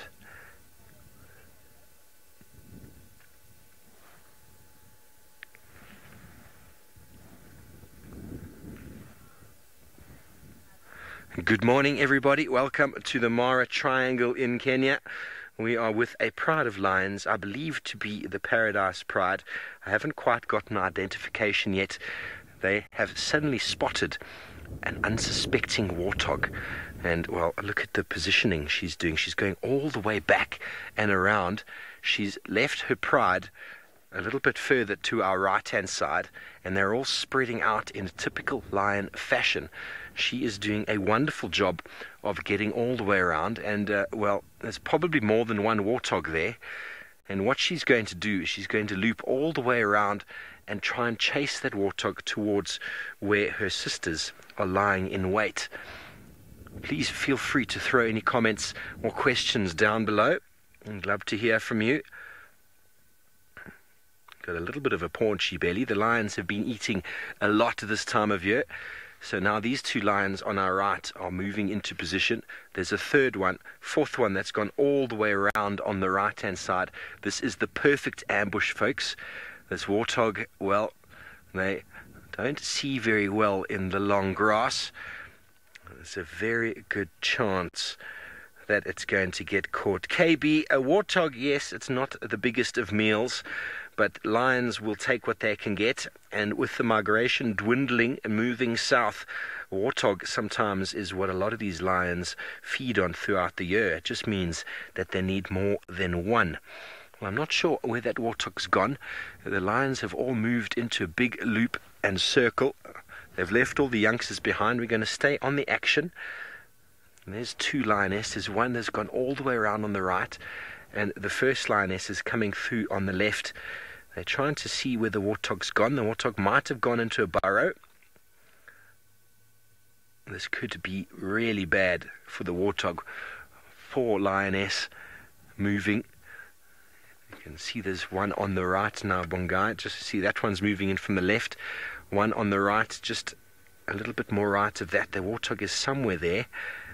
A little bit more right is that other lioness. There she is. She can see it. I can't see the warthog, but the lions are moving into position. This warthog is practically surrounded. There's only one escape route for it. It needs to... Oh, it did a loop. It did a loop. I saw something happen there. The warthog is running. There it's running. It did a little bit of a backward somersault. I think there's another one there. Can you see how that lioness is posing? Look at the size of the tusks on that warthog, though. It would not be a very easy one to take down. Well, she bolted in, and the warthog did a backflip to escape her movements, and has now spotted her. And a warthog that can see a lion generally is in a safe place. The initial movement of the lions towards her, or can't quite identify the sex right now. I think it was a male. And you can see it behind the lion there. It's now moving off. The lions had their opportunity, and it was thwarted. Yeah, well, folks, lions do have only a 20% success rate when it comes to hunting. So not always that successful. 20% is relatively low, but nice to see. A good day for the warthog. Well, everybody, thanks for joining us this morning. My name is Steve. We're still going to be live for another hour and a half or so. So please, if you'd like to continue watching, just Google Safari Live and we'll see you there. Thank you very much for your questions, comments. We'll see you next time. Goodbye.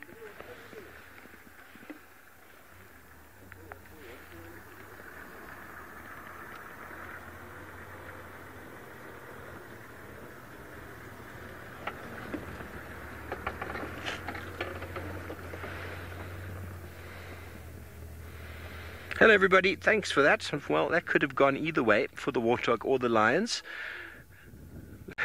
So funny to see how that warthog did a little backflip. I saw the lions coming and it just did a big spin and turn around. Well, these youngsters are still quite interested off to the right hand side, so they probably can still see something.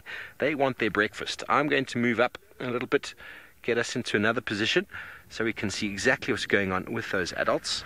So please just stay with us. Let's move up another 20 meters or so. Whoopsie, that is reverse. That is still reverse. It's all about being in the right place at the right time. That could have been good for the lions, bad for the warthog, but that is the way it works. Warthogs need to be quite vigilant. The grass is quite short in this spot. It was a good hunt, Kirst. It was nice to see the execution taking place of the lions spreading out. They moved a good 70 odd meters to get into position. Here you can see the lionesses are coming back again. There's another one in front of us looking a little bit disappointed. Two of them, in fact. They're going to come back and discuss what went wrong exactly. Essentially, I think they were a little bit too keen. If they'd taken a little bit more time, they probably would have got the warthog unsuspectingly.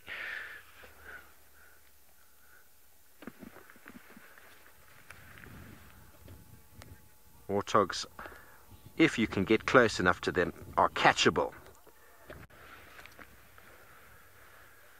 Lexa, that's a very good question. Lions are probably more successful at night when conditions are in their favor, but bearing in mind a lot of animals can also see at night.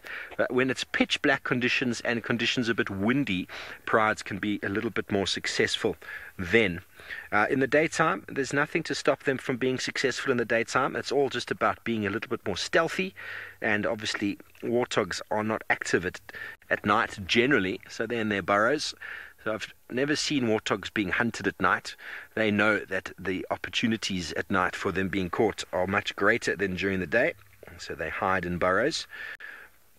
But I think if the pride had just taken their time a little bit more, we could have been lucky, but they're a little bit too overzealous, and they're all coming back, it seems. There's still one in the distance there. That is the warthog moving off in the distance. There's one lioness there.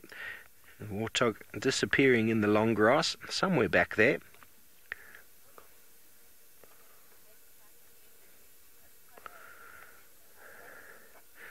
Sweet History, you like to see the cats use the jeeps for cover. I don't think that's ideal, in fact.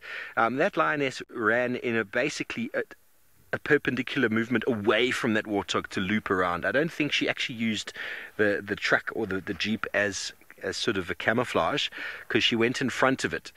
We just viewed her at that one stage stop in the shade of the vehicle, but I don't think they were naturally using it for obviously for improving their hunt. But yeah, if it does happen, not ideal. It's not ideal if lions or leopards are starting to use our vehicles for those purposes. Oh wow! Oh no, that's a buffalo. I thought I saw our black rhino again, but it was indeed a buffalo. You can confuse a buffalo for a black rhino from a distance because they look similar sort of size. similar sort of size. Well, the lions are all regrouping. Just have a spot over there, the buffalo that I saw. I thought we were lucky to get the black rhino for a second time this morning, but hopefully these lions spot one of those, because there are at least 10 lions in this group that I saw. Some youngsters. Okay, have we got the buff? Yeah, there it is, giving us the African salute. All you can see is at bottom there, feeding on the edge of the thicket. That's why I thought it was possibly a black rhino feeding on the thicket itself. Just having a vehicle dropping into our shot there. Sorry about that, folks. But we are going to see if we can try and identify who these lions are exactly. And in the meantime, let's go back down to Brent Leo Smith, who's still on the search for his cats. Yes, we're just checking for tracks still at the moment. Looking very carefully. We don't want to miss any. I'm pretty sure Hassan is still somewhere around Treehouse, which means this afternoon, when it's a bit hot, he might pop out for a drink, or maybe this morning he's already had a drink today. So I think I might have a quick look in this area as well. Stations, has anyone checked Mendoza Road, the new road that runs from our Repeater through to Philemon's Dip?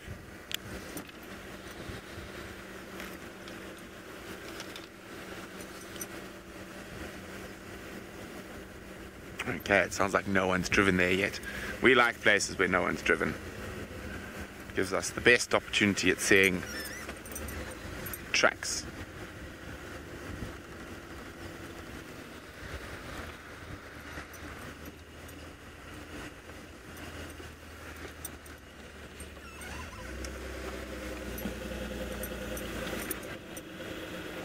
Okay, let's have a look here. Tate would like to know, can guides find animals from their scent? You can, but it's very, very difficult. Tracks are far better. Sometimes you can smell where wild dogs have been or leopards been, but you can definitely find elephant and hippo and rhino from their scent.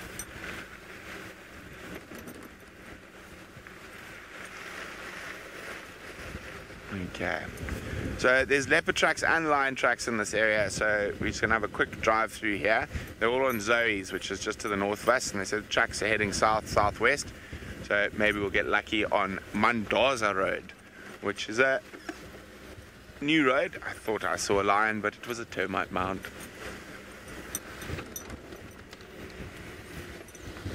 And it was only made early this year or late last year.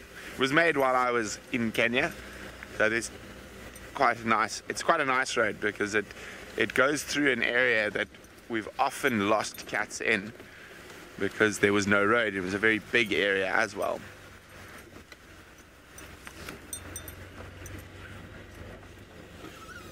Sorry? You drew this road.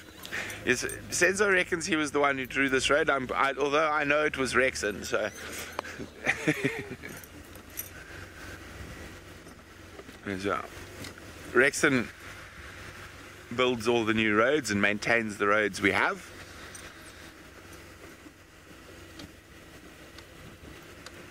It's quite funny when you see Rexon head out on his tractor and he puts his hard hat on. He's the only person I've ever seen who wears a hard hat on a tractor.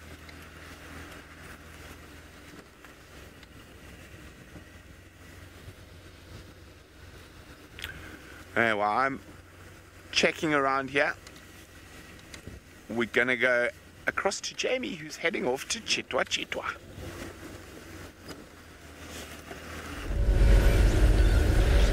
I thought it might be quite nice to pop past Chitwa Chitwa. We haven't done so in a really long time. And there's quite a few vehicles driving around Djuma at the moment, all looking for the lions and leopards. I thought it might make sense to spread our attention ever so slightly and make our way towards Chitwa. Plus I've got Trishala on the back with me, who is very excited at the prospect of going back to Chitwa Dam. She's only been there once. So that's what we might do. We will stop and look at one very fluffy waterbuck in the sun. No, stop there, girl. Heading south. Good girl. No, wait, where are you going? Okay, fair enough. Fortunately, if we do make our way towards Chitwa, we are almost guaranteed a waterbuck sighting, if this one doesn't work out. Is it particularly attractive light for an animal like a waterbuck? Ah, Nana B. To the left of this waterbuck is a herd of impala. Nana B's question is whether or not there are any animals out here having babies at this time of year. The first to have their babies should be the impala, and that should be happening any day now. Can anyone remember, if you can, you know how to get hold of us, when the first baby was seen on SafariLive last year? I think if you were watching from then, you know how to send that through. But for new viewers, just as a reiteration, hashtag SafariLive on Twitter, or alternatively the comments section of the YouTube chat. Most of those are boys, so we're definitely not going to see any babies there. But the impala will be first, then the wildebeest, then the warthogs, the waterbuck. So be excited, everyone, for there will be lots and lots of new little babies very soon. Nope, you're a boy. I've stopped at every impala herd and done a quick scan to see whether or not there's any little ones around and about yet. I think most people now, I'm not sure who has which date. I think we're going to see a birth. I think we're going to see an impala birth this year. And the reason I think that is because there's so little cover. 3 dry years. There's very, very little vegetation, so I think that we're going to see an impala birth. I was just reminiscing on the time James thought he had managed to stumble upon an impala giving birth, but it turned out to be a male. So definitely not. No one appears to be pushing out a baby anytime soon on that side. So let's carry on. We'll keep checking every impala herd as we go. Don't have any brakes, by the way. That's why we keep flying backwards every time I start the car on a hill.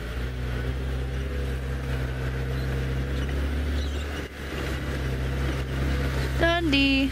I'm also looking for Tundi's tracks, to be honest. I'm trying to multitask. I don't see any, though. I think she's still sitting on Torchwood. But yes, it is baby season. We're even going to be seeing baby birds soon. Which is exciting for us. Right, back you go across to Steve, whose lions have not succeeded with their warthogs this morning, or at least not yet. Let's go across and see what they're planning to get up to now. They have not succeeded, but they are moving, using some cover, looking for some more animals. For some reason, they completely ignored the buffalo we spotted before. Here you can see the pride. We'll slowly be able to count them now. There's 4, 5, 6, 7, 8. 8 animals coming through, using the thickets to their advantage. This is something that the lions need to do in the marsh area to be successful. You need to cover, because a lot of these areas get quite well grazed because they are so nutrient rich. There's some youngsters coming through. I'm thinking this is the Paradise Pride, looking for the characteristic one lioness with the stub of her tail missing. We're in the area for the Paradise Pride to be, but it is very tricky identifying lions without any sort of defining characteristics.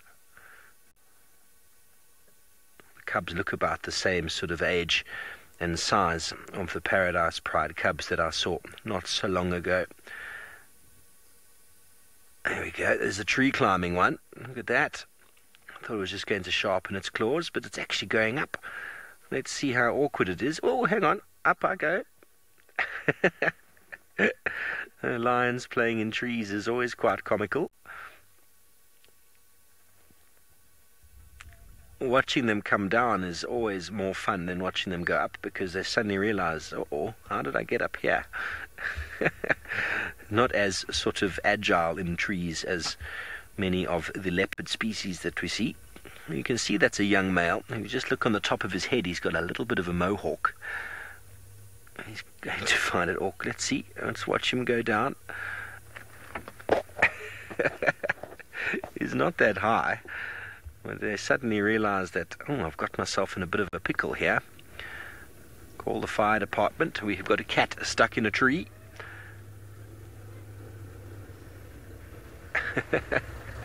Very interesting.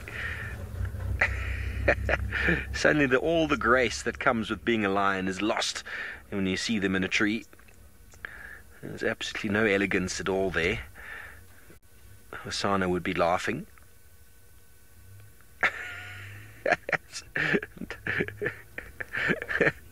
It's not high at all. Well, we want to show you all the rest of the lines that are moving through, but we just want to stay on this guy. Oh, there we go. Down he goes. Okay, so 1, 2, 3, 4, 5, 6, 7, 8, 9, 10. So I've still got 10 lions in view. 11 lions now. They're moving across the open plains here, heading towards the river. I saw some Thompson's gazelle there not a moment ago. Also, we're going to stop for some storks. There were some white storks there, and I thought, wow, let's go see the lions first. Now the lions are moving straight towards the storks, and we were chatting about migratory birds earlier, and I'll get the storks in picture. Storks actually breed in Europe and then come all the way down Africa, and we'll be in South Africa in a short while to feed on all of the insects that obviously dominate after some rainfall. Okay, well, let me move up here, and we've got a really nice shot of these lions on a termite mound. Sorry, gears are giving me trouble today.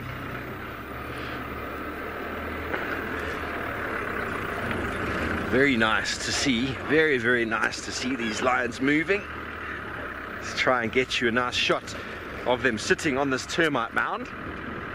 They are using a little bit of the height of the termite mound just to spot some unsuspecting prey in the distance.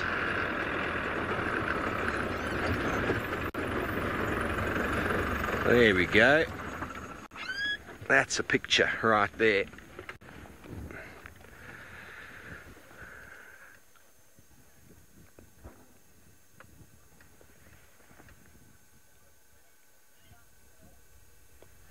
Michael, that's a great question. Lions will feed on absolutely anything they can catch. Storks, you know, they're in the open. Very hard to sneak up on a stork. Very hard to stalk a stork. But the storks I saw, there was at least 50 or so. But yeah, lions would definitely eat a bird. Any bird if they could catch it. But the storks spend their time in the open. Kirsty's not enjoying my joke there. We'll find the storks shortly. They're not far away, they're just around the corner. But I don't think the lions would be ideally looking for a stork. If one happened to fall in their way and was catchable, well, they'd most certainly grab it. It's the same as sometimes lions and jackal will actually eat vultures if they can catch them. Sometimes purely the object of chasing them away leads to them eating them because they catch it. They're like, oh, how did that happen? Oh, let me eat it. I've seen a lioness sitting there and a little quail suddenly jumped out and smashed it. And so now quails are very, very small. Very, very small indeed. Okay, well, we're going to move up again. Try and get in front of these lions. Get them to do a little bit of a walk past. Good news is they're heading directly towards where we saw those storks. So we'll be able to get both of them in shot shortly. And then we can ask the lions, do you like stork? Are you a fan of stork? They are primarily insect eaters, the storks, so probably taste quite nice. Okay, we're just going to stop here. One guy's going to frame the lions up for you. Now I'm going to just do a little scan at distance and see what animals they've spotted or are interested in. There's some impala in the far distance. Lots of storks. Gazelle as well.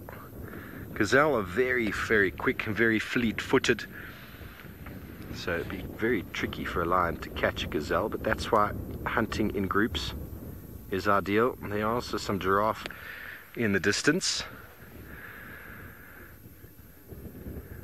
And well, it looks like it's a bit of a standoff. The lions want to do a little bit of play before they eat.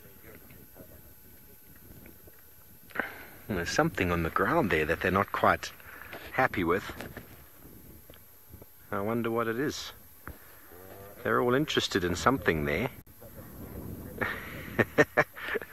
The youngsters are very intrigued, and the adult is kind of having a look. Maybe there's a snake or something in there we can't see. They have a puff adder that maybe hissed at them. Something has gotten the attention of the youngsters. Don't play with the snake if it's a snake, young one. That's not ideal.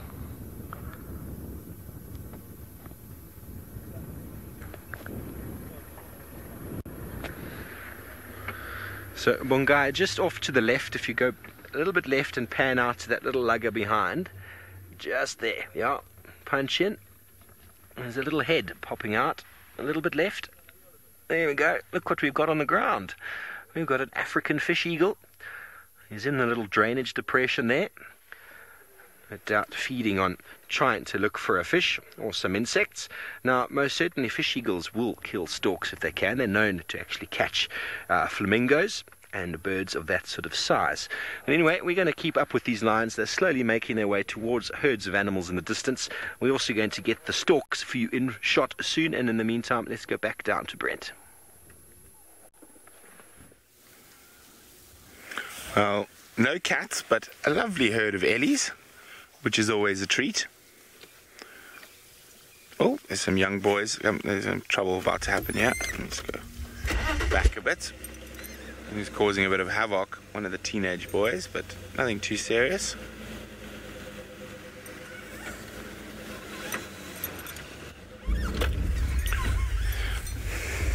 Nice to have the ellies back. They've been missing for a couple of days.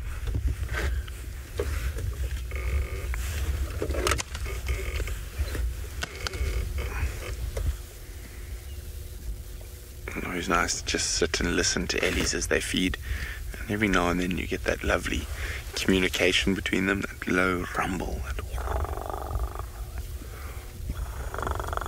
Oh, look at that one getting down on its knees to try to get something. What are you after there? Sometimes when you see ellies do that, they might be digging out a tuber.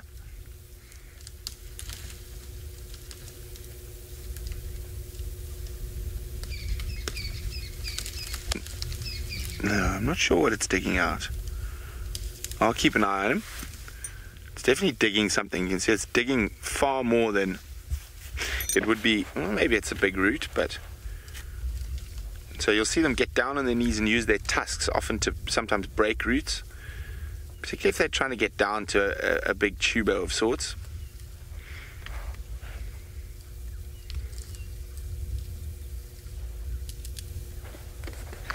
A decent sized herd. 1, 2, 3, 4, 5, 6, 7, 8, 9, 10, 16, 17. Probably a few more around still coming through. No, it's given up on whatever it was trying to dig up.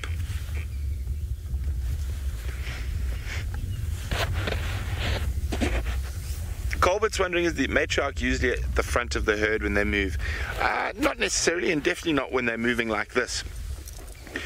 When they're moving, feeding like this and slowly spreading out through the bush, a matriarch could be in the middle, she could be at the back, depending on what she's feeding on. But when it's time to go, there'll be a low, and then she will just decide a direction and the rest will follow.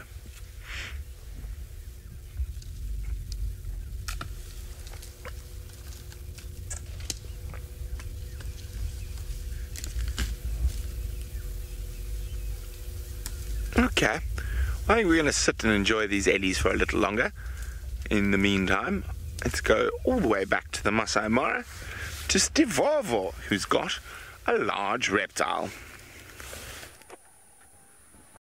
Stopped and had a little look at. I thought maybe a snake or something, but this is what the youngsters looked at and thought, oh, hang on, I'm not going to get involved with that giant monitor lizard. It was probably one of the biggest ones I've ever seen. The lions all moved off, decided, well, I'm not going to mess with that guy. Honey badgers don't care, though. They take on monitor lizards on their own. The lions, an entire pride of lion, looked at that monitor lizard and said, no, there's better things out there to catch. So that's very interesting. You can see his head is up now. He's probably going to move. He was probably hissing at the lions before. They make a horrible hissing sound, which is probably what would have scared the lions and intimidated them. Very loud. And that tail designed for whipping. It looks like a rock monitor. There's a little bird behind. Yellow-throated longclaw moving through the long grass. Very special bird in South Africa, but you see them absolutely everywhere up here. You've really got to go searching to find them down south. Up here, well, they just come into frame. You don't even have to look. Very good. Well, we're going to catch up with the lions. They are moving in the direction. They are kind of moving around the stalks, which we'll be able to show you in a moment, but they've moved like this, and there's lots of animals in the distance. Maybe they will be lucky. But in the meantime, while we try and get into position, let's go back down to Brent, who is still with his magnificent elephants. Here we go. Got hold of that nice big piece of combretum there. Munching away. It looks like it's a veritable bush willow that one is chewing. Oh. Decided it's over it. Let's find another piece. Another little one just chewing on the end where it's been broken by another elephant.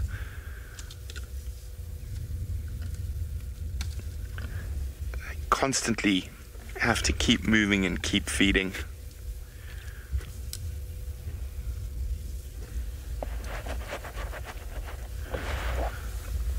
Lauren is wondering, oh, look at the little baby one playing there to the right, Senzo. There we go.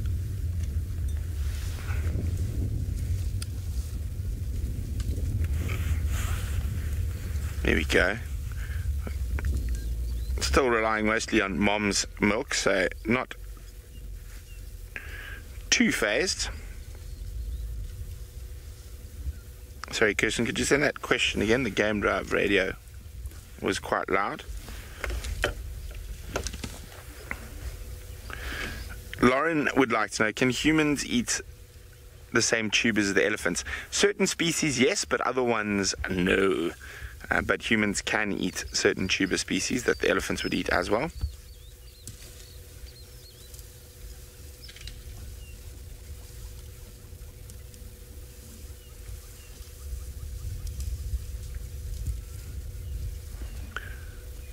There we go. All very peaceful with the ellies this morning. They're just sort of slowly spread out and ambling through the bush feeding. Now they sleep very little, and when they do sleep, they sleep a couple of minutes at a time. They just have to keep eating to feed that massive frame.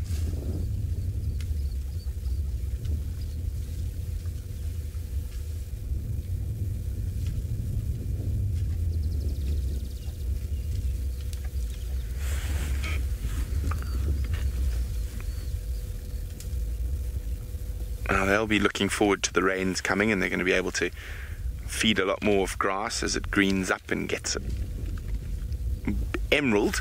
And it's hard to believe that we're going to turn into a very green part of the world in not too long, when you look at the bush now, lacking in leaves and dry grass everywhere.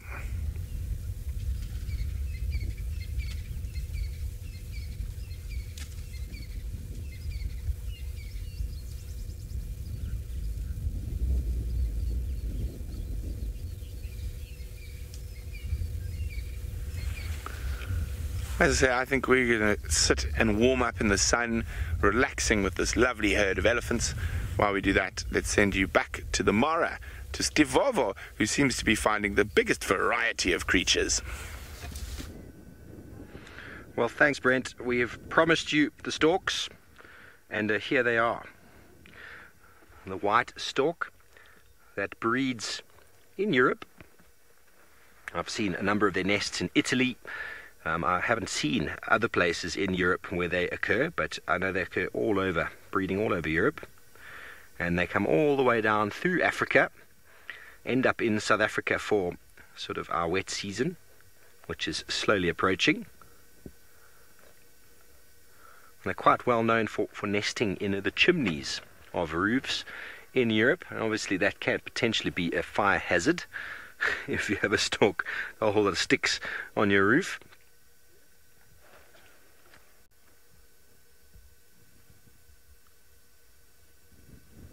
Nice big stick platform. Ideally would be in trees, but due to man's modification of the landscape, they've decided to nest with people. A beautiful little story I watched of a gentleman in Italy. I think it was Italy. It might have been in Eastern Europe. He saved a stork, a female stork, and he assisted it in building a nest on his roof.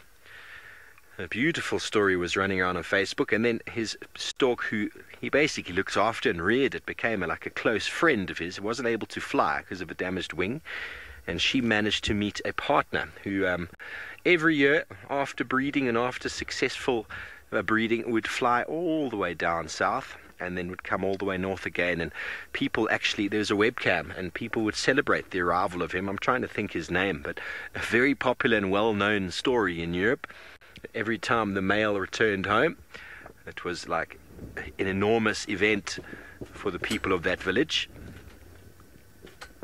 because there's lots and lots and lots of dangers that can undergo a stork or a bird in migration, especially large birds, and the success of them returning back all the way to Europe is very, very difficult.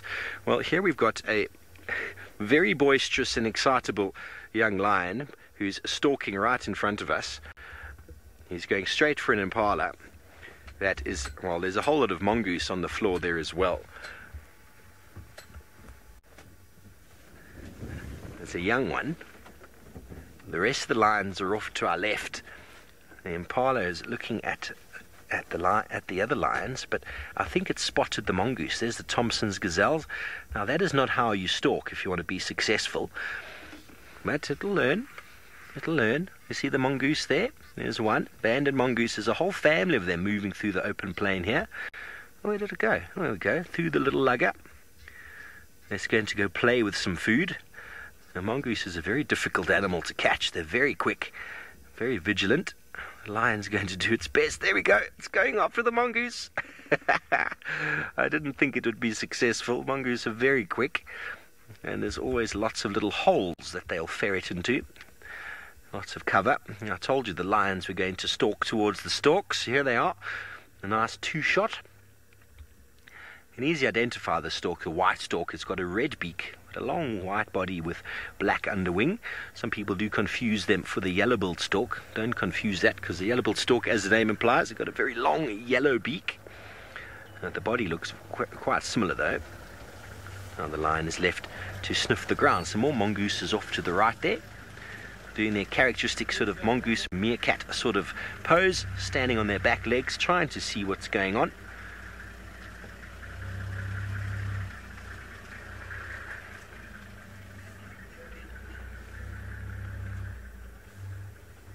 Tanya, you want to know how tall the storks are? I don't need to double check that for you.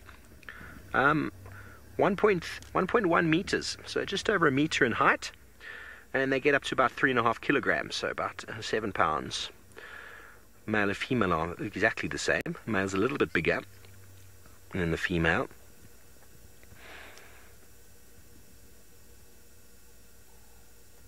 And they are headed down, so they'll be in South Africa between sort of October and May. So some are already there. Some have gotten this far and decided, why go any further? There's plenty of food here. It's really interesting why you'd decide to go further down than here. It's something that birds have learnt. Lots of bird species that go to certain areas. A lot of our migrants that breed down south are known to actually go to similar nests, similar breeding sites, exactly the same area. There we go. The lion is very interested. I wonder what the storks are going to do. You see, the storks are quite vigilant. They're very difficult to get too close to them in this open area. The lion's gone off to the right, one guy. He's run off to the right there. There we go. Try to keep up. He's not interested in the storks, but interested in the little things moving around on the ground. Cats just can't help themselves. The rest of the pride has sort of moved around this open area. A lot of the antelope that are in the area are very wise to them. They can see them coming. Off to the left. Storks moved off. Got a little bit of a fright. And they will spend a lot of their time walking around, just like the spur fowl, the lapwing we saw earlier. Walking around is easy, but they do fly, but it takes quite a bit of energy to get their mass into the ground, into the air. The mongoose is actually scaring them slightly. Nice powerful legs to just jump up, and their broad wings help them to fly. They do quite enjoy thermals. Like vultures, the storks will use the thermals to get them height and distance. Okay, well, we're going to move around and see if we can get it to another position to watch these cheeky lions, but it appears that Brent's elephants are being cheeky themselves. Well, we just got charged by a mini-me elephant. I'm just going to move around so you can see him. He's just gone to the other side of Mom. Hopefully he decides to be brave again and come chase us again. You have the funniest little trumpet. He couldn't even trumpet properly.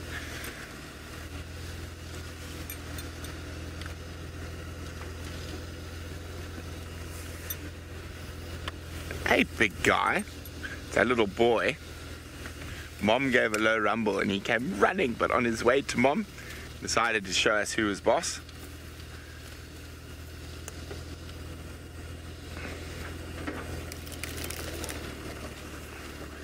Let's see, he might do it again once we stop. You happy, Sense? Hello, big girl. And little man. It's an older female, probably closer to 40, maybe even over 40.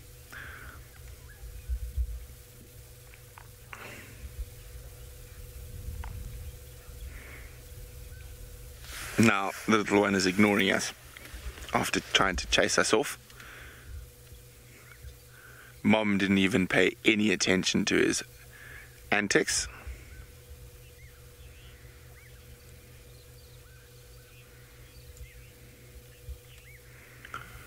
Sweet History is wondering, are warthog and elephant tusks made of the same material? In theory, yes, which is the same as your teeth. The only thing is the grain. So the inside of an elephant tusk is much, much finer. And the grain is much finer, so it doesn't crack.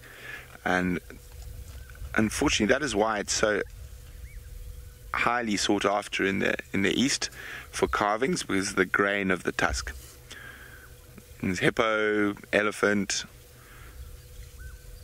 warthog, and all very similar, but the elephant tusk's grain is much finer.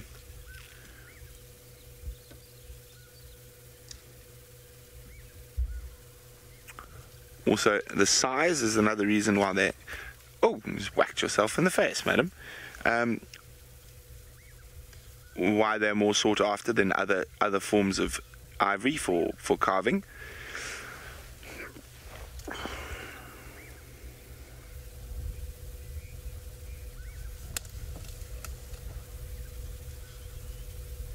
So incredibly strong and dexterous.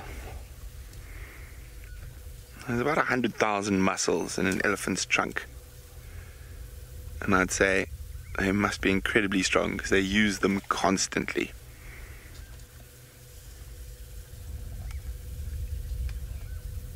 What are you... I can see you chewing away there. Let's go to the little one there, Sense. What are you chewing on? I didn't see him pick up anything. I wonder if he's just teething. Could be. That's why he's chewing. Say he's around a year old, so he would have lost his milk tusks quite recently. So maybe that's why he is chewing, even though there might be nothing in his mouth. He might be teething. Okay, well, we're going to sit here and enjoy our time with the elephants. But as I said, Steve seems to be having the most luck with the hugest variety of species today, all the way to the north of us in the Masai Mara. Well, the marsh is a very special place, and we have found not one, but a family of jackal. So, second special interest ticked off. You see the trotting motion. That is one of the youngsters, the adults, coming up from the back there. Quite often you'll find jackal, obviously a breeding pair, dominant mating pair, and they'll have youngsters anywhere from between 2 and 6. And sometimes those youngsters will actually stay on. Here we go. There's a little youngster getting very excited. Hello. Hello, how excited. I want some food. Give me food. Often the adults need a bit of assistance to rear such excitable youngsters. And here we go. It just regurgitated something for it. Did you see how it was munching on the ground there? It's regurgitating. And the adults have been around busy feeding and collecting food, which they'll then bring back to the den site. You see 2 adults, but there were a couple that were medium size as well, so it's hard to actually say who the dominant pair is, because there were 2 adults, maybe a couple of last year's youngsters. It's well known for some jackal to stay another season with their parents to assist the youngsters in feeding before going off and venturing into the wide world of the jackal. Always very nice to see youngsters. Taylor had such amazing interaction last year, or earlier this year, should I say. It feels like last year. Earlier this year in the marsh, you always seem to find the jackal family. That's very nice. So the jackal would be a potential threat to those storks if they could get close enough. Can take medium-sized animals down, birds, rodents. Quite an adept scavenger as well. Our youngster is very excited. He wants more food. And you see how it was running up the side of the adult and rubbing their body and flicking the tail. April, the tail looks like a helicopter. Okay, yes, the tail's very busy. Very excitable. Obviously the moods in dogs are often portrayed by their tail. It's licking its lips and enjoyed that regurgitated whatever it was. It wants some more though. Got a bit of a funny mouth. Oh no, it's just got its mouth open. Just a little mini version of the adults.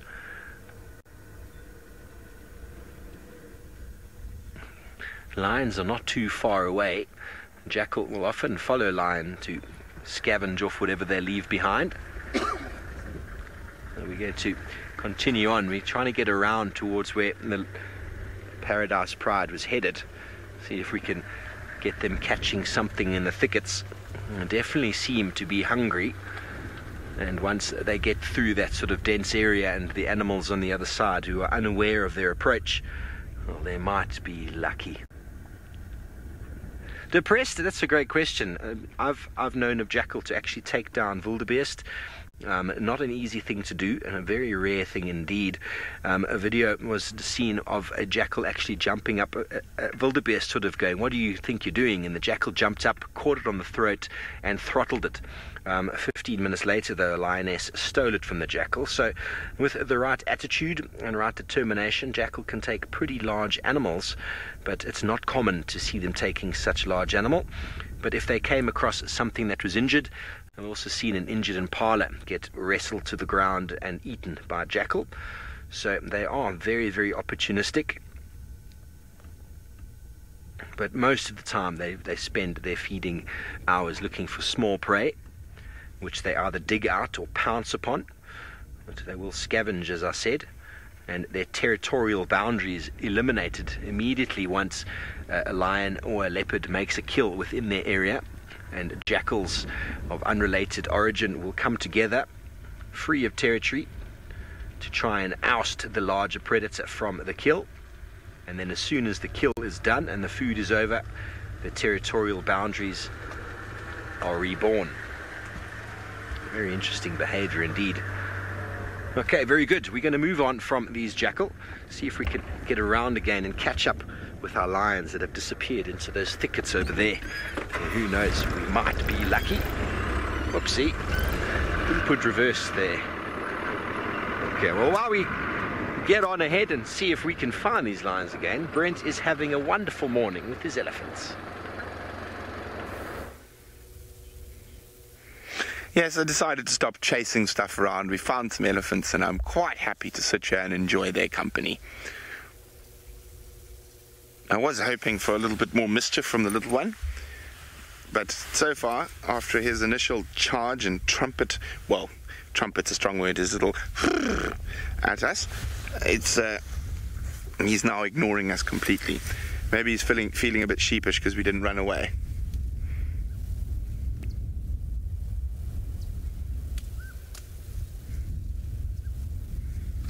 Very interested in what Mom's doing there. Oof, where'd this cold wind come from all of a sudden?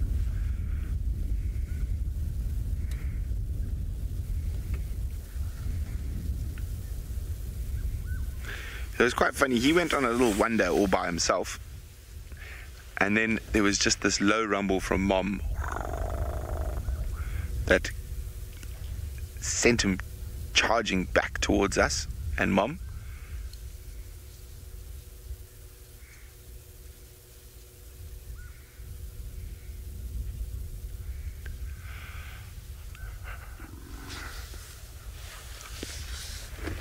Dara is wondering, when a matriarch dies, will one of her daughters take over? Not necessarily. It could be a cousin or a sister or another older high-ranking elephant amongst the herd. So not necessarily her daughter. Maybe a younger sister.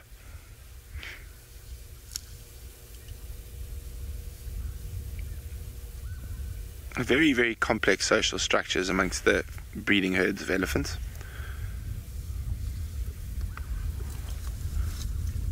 Oh, she's decided she's eaten enough of that particular combretum. It's time to move on. Let's see what little one does. Are you going to give us a charge, or are you just going to follow Mom?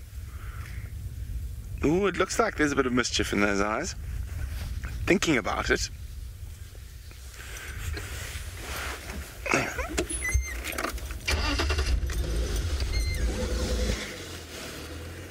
I just moved to get another view of her.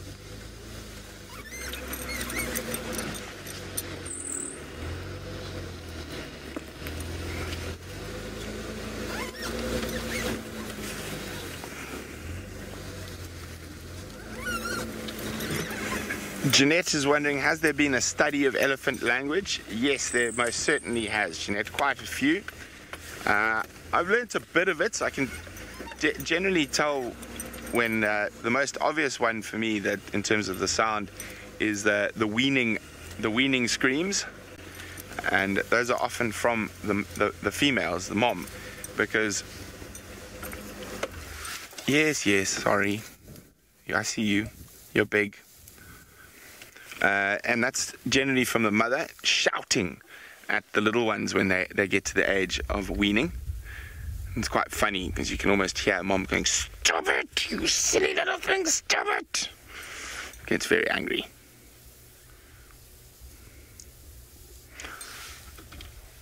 Okay, I'm just going to move again. I'm just going to go backwards there. Now again, remember, when you're driving around a lot of these big animals, you never really want to drive directly at them. Even if they are relaxed, you can see it, they might not become relaxed. So always remember your angles. So don't drive directly at an animal, drive across the face of it. Now that goes for lions, leopards, anything as a general thing. Just think if something came straight at you, something big, it's quite an aggressive maneuver. So by just changing the angle slightly, even though I wasn't driving directly at her, she's far more relaxed. And we're being sniffed at the moment by the little one. He had his trunk facing straight towards us.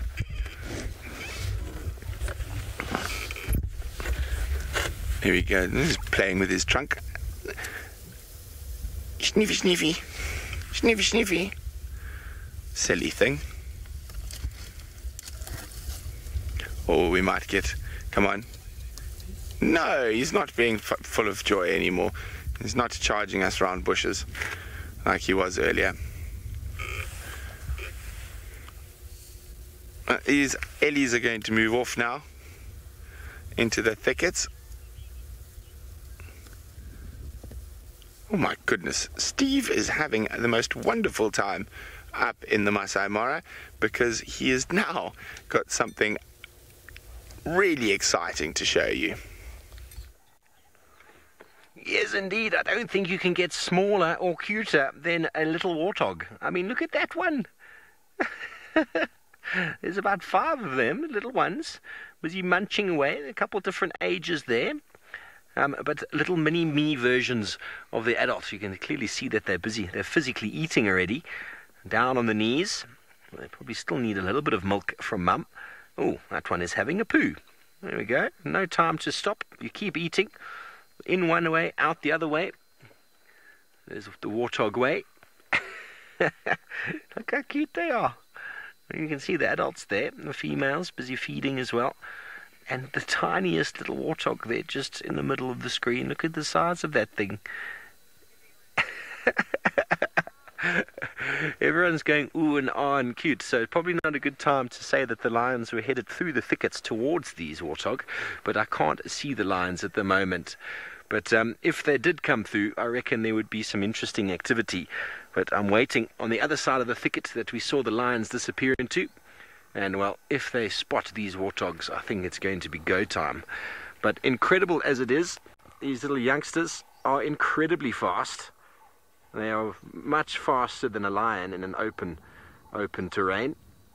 And if a lion got close enough, well, then it's a different story. But it's quite incredible to see how such a little thing can run. Fantastic. Just feeding on the vegetation, just on the edge of the thicket. See how they keep it nice and short. And by doing so, it means they can actually see what's going on around them. But you can see why when I said before that the lions will often use thickets for their cover. The lions must go away, everybody says. Well, for now we can't see them, so the lions have gone away. They have listened to everybody's pleas and shouts. But so the lions will use thickets like that for their benefit, for their cover, because you can see the animals that are feeding around the thickets get quite close, and dangerously close in fact. They're on the right-hand side of the road, and the lions are coming through the thickets on the left-hand side. So for the moment, folks, these pigs are in a good position. Lions have got quite a large area of open ground to cover if they wanted to stalk up on them. But that, I think, is probably the cutest thing I've seen in some time. I was not far from where we are now about a month ago, and we saw 2 little young pigs suckling from mum, and it was very, very cute, not far from here. Daniel from Scotland, yes, so we are having an amazing drive, and that is the reality of coming into the marsh area where there's access to the Mara River, which has provided perennial water all year round. There's thickets for the habitat of all different types of animals, so the browsers, the giraffe, and then open areas for the grazers with access to water makes it the ideal area to come and find animals. And that's why we found 2 prides of lion in the area, because the abundance of game. And this area in the rainy season can get very, very wet and quite inundated, but it provides a sort of nice marshy, wet vegetation. And in the off-season, because of the groundwater, this area provides very nice, nutrient-rich green grass. So it is a haven for wildlife, and hence the number of lion prides that we do find around the area.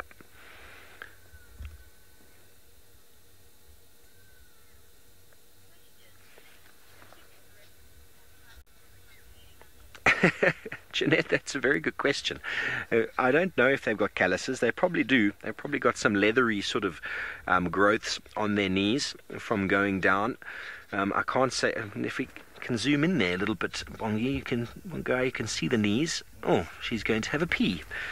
Okay, well maybe if we can see one of these ones on the right here, maybe we can get a little bit closer in on their front legs and see what the knees look like. You can see the one on the left is down on his knees.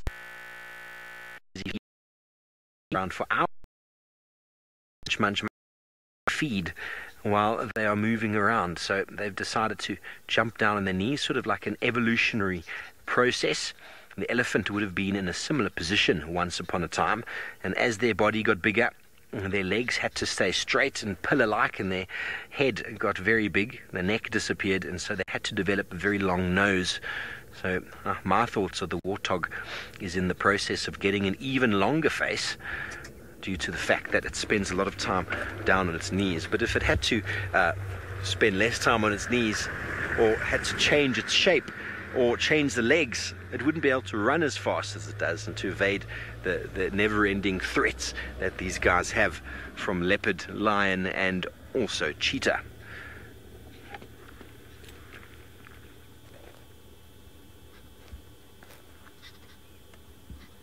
But for now, they seemingly are okay. Still scanning left and right, see where these lions might pop out, but I think they've taken to the shade of the thickets. The heat is definitely warming up. I've removed my jacket.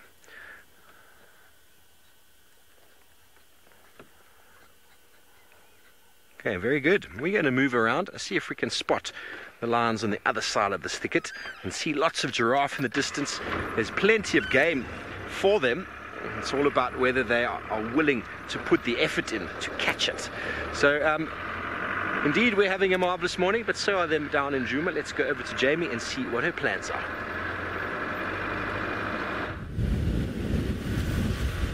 I'm back. Sorry about that, everyone. That was entirely unsuccessful. I did go to Chitwa, obviously. That's where I've been for the last little while. But unfortunately, we apparently somehow magically got attacked by gremlins. And no matter what our tech team did to solve the problem, they could not get our picture. So we had a great time on Chitwa. Just the three of us, Craig, Trishala and myself. We watched a little bit of a hippo fight, more Egyptian geese than I've ever seen in my life, and I say that every single time I go to Chitwa, but every time I go to Chitwa there are more Egyptian geese there. It's ridiculous how many Egyptian geese are there. We saw a fish eagle, we saw a pied kingfisher, we saw a crocodile, and I shouldn't really list the things we saw because none of you got to see them with us, so I apologize for that. It was nice, it was very nice. Thanks, Kirst, it was nice. So sorry about that. We have returned to Djuma and are now just bumbling around, just searching for other things to show you. It was my absolute intention to take you there. Carisi, the best time to come and visit Djuma. This is my favorite time. Around about this time when the vegetation is quite sparse, but there's the promise of green, new life. It's not still brown and grey and just slightly depressing looking after the dry season. There's a hint of green and you can still see the animals quite well. It's not raining all the time, so you can track the animals. To me, this is my favorite time of year. I love October, November, and I love March, April, around there. Those are my favorites. March, April, because the weather's such a beautiful temperature, and at the same time it's just so lush and beautiful. So those are my favorite times, but really you can come at any time of the year. It depends on how you cope with the heat. If you're someone who can cope with warm temperatures and bright sun, then December's a lovely time. You can spend your days lounging in the pool before you go out on your afternoon or morning game drive. It really depends upon what you want to see. The dry season is really the best time for game viewing, just because the animals are more concentrated around water holes and easier to find. Now, given that I have not managed to find anything for you this morning other than one red-headed weaver, I think it's best we send you back over to Steve, who's done a much better job of holding the show. Thanks very much, Jamie. Well, we've managed to get a nice view of these storks taking off using the thermals, as I was discussing earlier, to assist in their ever ascending sort of process. Requires almost no energy. First you just have to flap to get into the air, and then you just move around just like vultures do. All storks are able to thermal like this. A nice two collective names, a phalanx or a muster of storks. Each one, whichever one you prefer. I quite like a muster of storks. And those are all the white storks that we saw before. All getting nice and high. And who knows what their plans are. They've been feeding on the long grass, probably spent the evening there. and now they're going to head off somewhere else.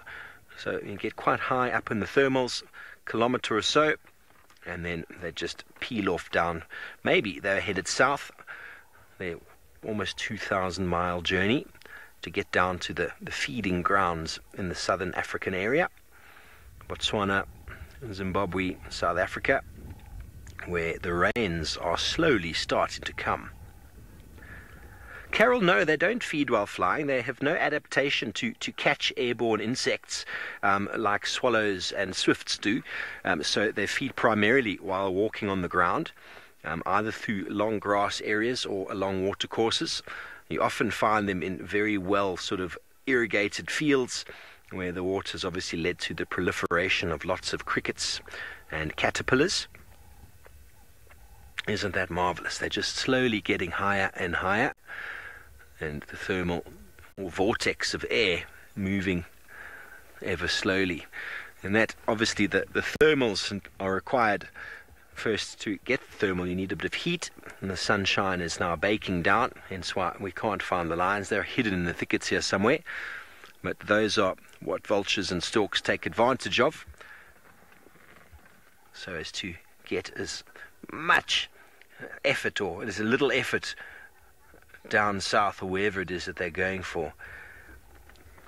Lily, yes, that's a very good question. Very good comment, actually. It's surprising that they don't bump into each other. You know, in smaller birds, for example, quailias that move in massive sorts of flocks, they reckon that the bird has got sort of like an understanding or an electromagnetic sort of ability around their body. Like when you see shoals of fish moving in the water, they're able to coordinate their movement quite effectively and to move as one unit, almost like a flowing mass of liquid. And I reckon a large animal like this, the stork, potentially has that as well. They kind of just know the outside of the edges of their wings, because if they did come too close to each other, it would cause some form of stalling effect, which would in fact lead to collision and probably a down spiraling fall. So I'm sure there's some form of communication with regards to that, some form of feeling that they have, but very hard to really tell. Indeed. Linda's a storknado, indeed it was.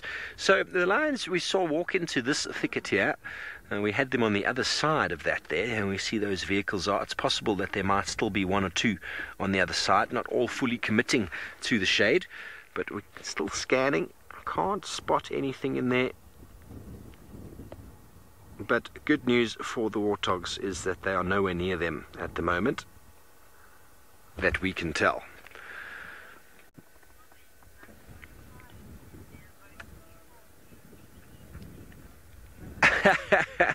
Love my Charlie, you've voted me MVP presenter for this drive. Well, thank you very much. All I'm doing is just moving around the open plains, and the marsh area is a beautiful area to find animals, as Bongai has just scanned to the right, and we have got some zebra, topi, as well as obviously some very beautiful tall giraffe that seemingly are nowhere near any vegetation that they might enjoy. So they are just standing in the open, looking very obvious, and probably staring far off towards where we last saw the lions. Giraffe have got very good eyesight, and if I was going to hang out with anybody in the wilderness and prevent myself being eaten by lions, it would most certainly be the tall giraffe. This one is coming out of the thickets, a nice big male, probably been doing some feeding. I'll spend some time out in the open, a little bit of a social gathering where they'll do some rumination, and possibly, if those are all males, there might be a little bit of neck swinging, trying to impress the ladies. Well, we'll go a little bit closer there, because there's a beautiful giraffe actually to the right. Just a little bit more right there, Bongai. There, a little bit more, there we go. He's lying down there, just to the right of that giraffe. There we go. There's one sitting down, and a warthog behind. There's animals everywhere here. There's the characteristic sort of posture of a giraffe sitting down. You don't see it that often. Yeah, it did look like a stick. Bongai hadn't noticed either, but I had spotted with my binoculars. So giraffes sit down, and that is when they're ruminating. About 20 minutes a day, they reckon. the giraffe will sit down like that, no more. And while they're ruminating, well, they are in a complete meditative state.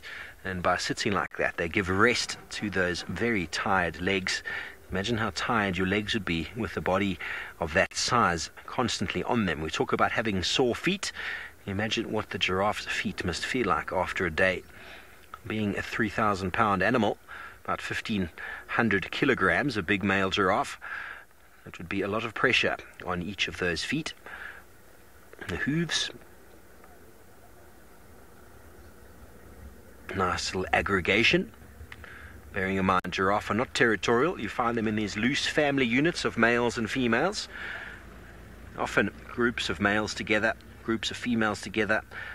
There's a female on the right, and the one at the far back looks like a female. The other three seem to be youngish sort of males. You can see them all chewing, all sitting out in the open, chewing the cud. They've gone into the thickets and done some feeding, and now out in the open where things are safe. Impossible to stalk up to a giraffe in this situation. Open plains.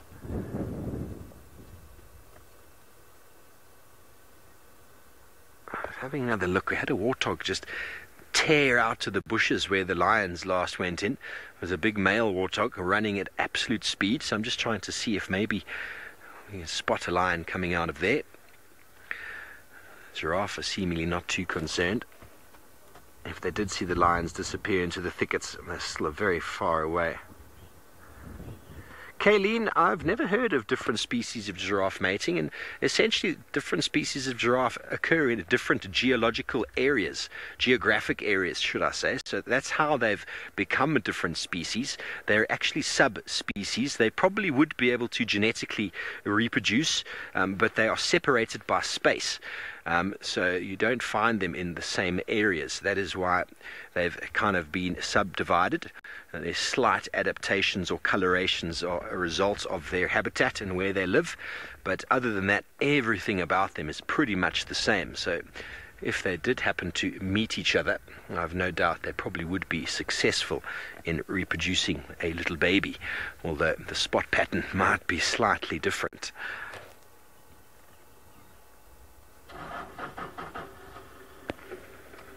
Nice, beautiful landscape. The olololos in the background. This is an area that, if you were watching the Gauntlet series earlier this year, the balloon would take off a little bit to the right of where those giraffe are and would float through this open area. And I think on most of the occasions we actually got black rhino from the balloon, which was very, very special. This is the area we like to find them in. And that is why we looked and found one this morning. Well, we're going to keep moving on. Who knows what else we're going to find. It's one of those days. But in the meantime, let's go back down to Jamie Patterson and see how she's getting on.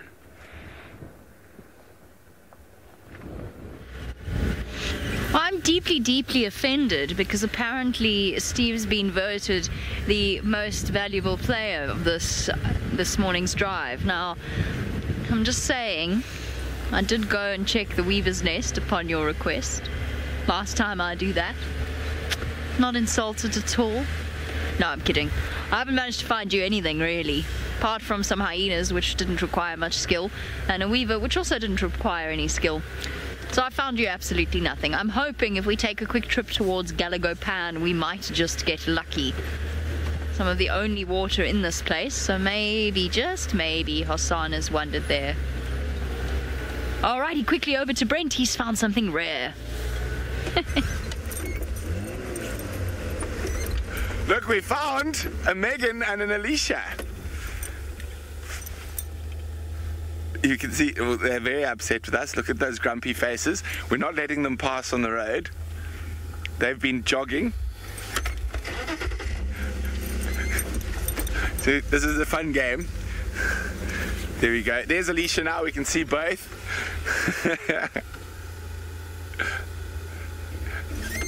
They don't know what to do. They've closed their windows.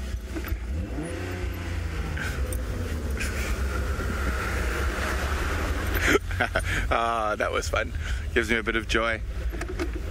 It's always to see those cheeks go more red and more red when the people are not used to being in front of camera.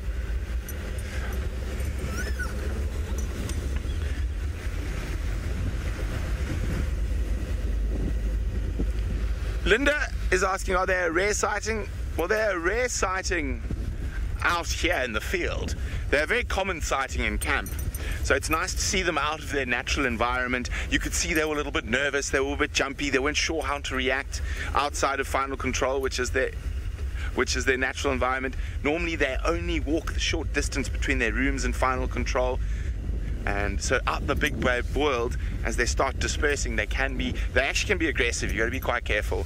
I thought we might get charged there for a second, but I was making sure we held our dominance and didn't back down from the challenge. And as you can see, they ran away in the end. So that's how you deal with FC people outside of FC. They're very jumpy. So I just heard that 5 of the Nkuhumas were found in Arathusa, but there's tracks of the whole pride up in this area, so there might be some leftover lions around here, so we're just having a quick look. Sean is asking, where do they jog? They go to the entrance gate to the Sabi Sands and they run down the road there outside of the reserve. Because if they want to run inside the reserve, they have to run with a guide, or one of us, but I don't do much running. But at the moment, well, during this time in the morning, of course all the guides are on drive and they've got work to do during the middle of the day, so they like to run, and it's nice and cool to run early in the morning.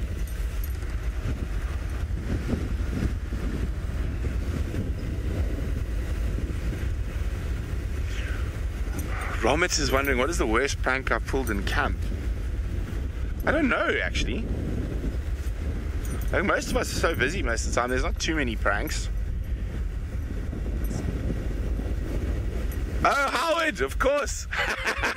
Howard, my cardboard hyena. He went home though. I took him home back to Hoedspruit. But yes, Howard has caught lots of people. Recently, Senzo nearly fell over when he saw Howard as he was walking down between FC and DRC, and Pat was convinced it was a real hyena. He kept putting his head around the wall going, guys, there's a hyena here, there's a hyena here. Lauren didn't react too badly. She got a little bit of a fright. Jackie absolutely pooped herself. Who else did we catch? Conrad did not too bad a reaction. Alicia wasn't sure what was going on. But the best reaction of all time is Scott Dyson. And I put it right outside his room, and it's quite dark there. And Scott Dyson, hey, trying to chase the hyena away, and it wasn't running away. That was still the best reaction we've got to Howard. Okay, well, I try for a last minute cat. Let's go across to Jamie with some birdies. I was trying to show you a white-bellied sunbird, but we'll settle for a swallow instead, which I'm equally thrilled to see because, of course, most of them have started returning now as we enter into the wet season. But the white-bellied sunbirds were actually what I really wanted to show you because they were having a little argument and they were dashing about this way and that way. Now, this cool weather that seems to be blowing in, I mean, I really don't quite know what's up with the weather at the moment. But these cool, cloudy days where the wind is blowing and there's the promise of rain is a swallow's absolutely favorite weather. They all start to almost swarm. They form these massive flocks and they sort of fly through the air doing something similar to hawking, basically clutching... Sorry. Loud radio, hawking insects out of the sky. Completely forgot that my radio was on loud. There's a fuzzy Ngala. There's tracks for a fuzzy Ngala. Also known as a mafuzzy. We've caused a lot of confusion in the past where we've actually used technically the incorrect word for a female, because that really, mafuzzy is a woman. It's not a female animal, it's a woman. But a mafuzzy is a way that often we refer to female animals as well. So instead of using the correct term, Nhlati. Anyway, so we've had a few viewers very confused. They want to know why we found fuzzy leopards and lions. It's fuzzy. Fuzzy. But anyway, there's tracks of a fuzzy lion somewhere. I turned it down before I could hear where.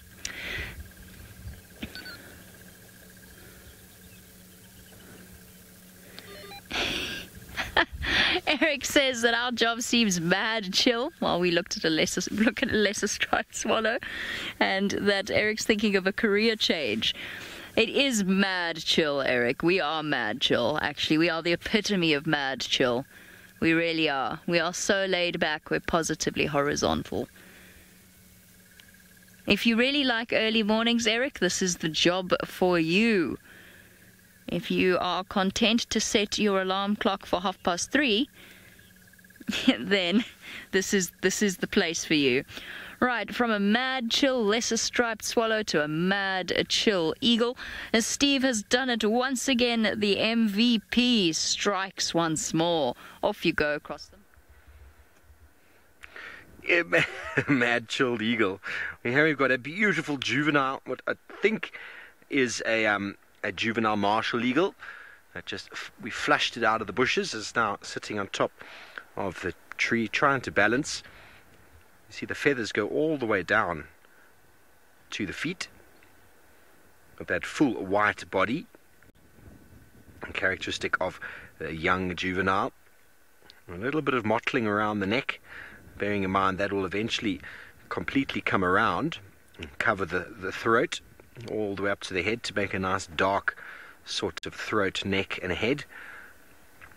Very large talons. I don't think you get crowned eagle here. You probably do. Crowned eagle juveniles are quite similar. They just have a little bit more barring around the head. It's important to try and yeah, definitely a martial. You see it's got that little bit of a crest at the back. And the juvenile crowned eagles have actually got a yellow cere, which is basically the mouth area. Oh, definitely a martial eagle. Very nice to see. So anything on the ground, from the storks to a wattle or to a crowned crane to a baby jackal, baby warthog, are under threat from a bird of this size. There we go. Look how it uses that wind just to launch itself into the air. Rhonda, I suppose it does have a bit of an owlish sort of face. It's using the wind to get itself up. It used thermals just like the storks did if it wants to get some altitude. It goes in that typical sort of roundabout fashion. The soaring of the eagle.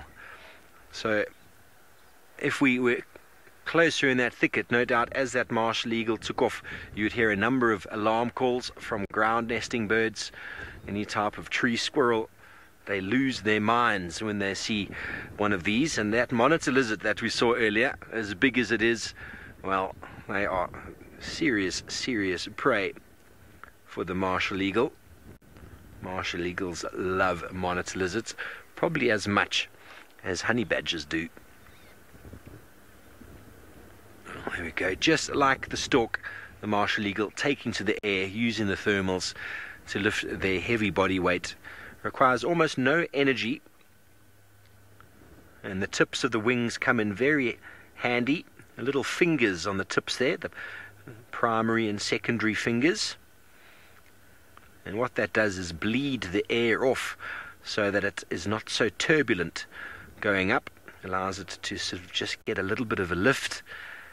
If those fingers were rigid and not movable, it would be very bumpy. Great camera work, Bongai. Indeed, everybody is commenting. Martial eagle is playing for us. I have completely lost it with my naked eye, so thankfully Bongai has still got it on the camera because it's far away now. And the martial eagle, lifting itself up, can actually take animals from a good kilometer or two away. Look how far away it is. So being high up there, gone with that eagle vision, it can spot things almost a mile away, and then from there just beeline straight for that. Wouldn't that be something to be able to do? I know I'm like that with a croissant shop. I can see a croissant shop from about 2 k's away, no problem. The Marshall Eagle will see it and just beeline straight down and take whatever it is off the ground, out of the tree. Very, very difficult to counteract something that moves like that. Typical eagle just tucks their wings in and off they go. Enormous speed, and those talons landing on the animal, breaking any spinal cord, any vertebra before consuming. Any small antelope is also prey. If you had a small child and there are martial eagles around, I wouldn't leave it unattended in the garden. No. Sorry, that's just my humor this morning. So we are still looking for crowned cranes. That is the one thing we haven't managed to find this morning on the list of special interests. And maybe somewhere around here, because just up ahead there's a bit of a wet area. That's the last time I saw the breeding pair. But last few moments of drive, let's go back down to Brent Leo Smith and see what surprises he might have for you. We have the surprise of a road. Isn't it beautiful? So well maintained. Rexon's doing a sterling job. No, so it's been a bit of a funny morning. The lion tracks are everywhere, but with no lions. I'm pretty sure Hassan is around Treehouse Dam somewhere. And last place I heard Tingana sawing last night was around here somewhere. But he hasn't sawed this morning, which makes me wonder if he has managed to get some meat. So we'll have to have a proper look this afternoon. It will be very interesting to see what it's about.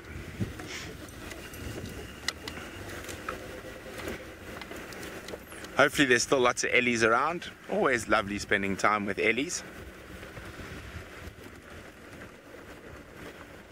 Oh, Romit is asking me a question. What is my favorite bird that I haven't seen?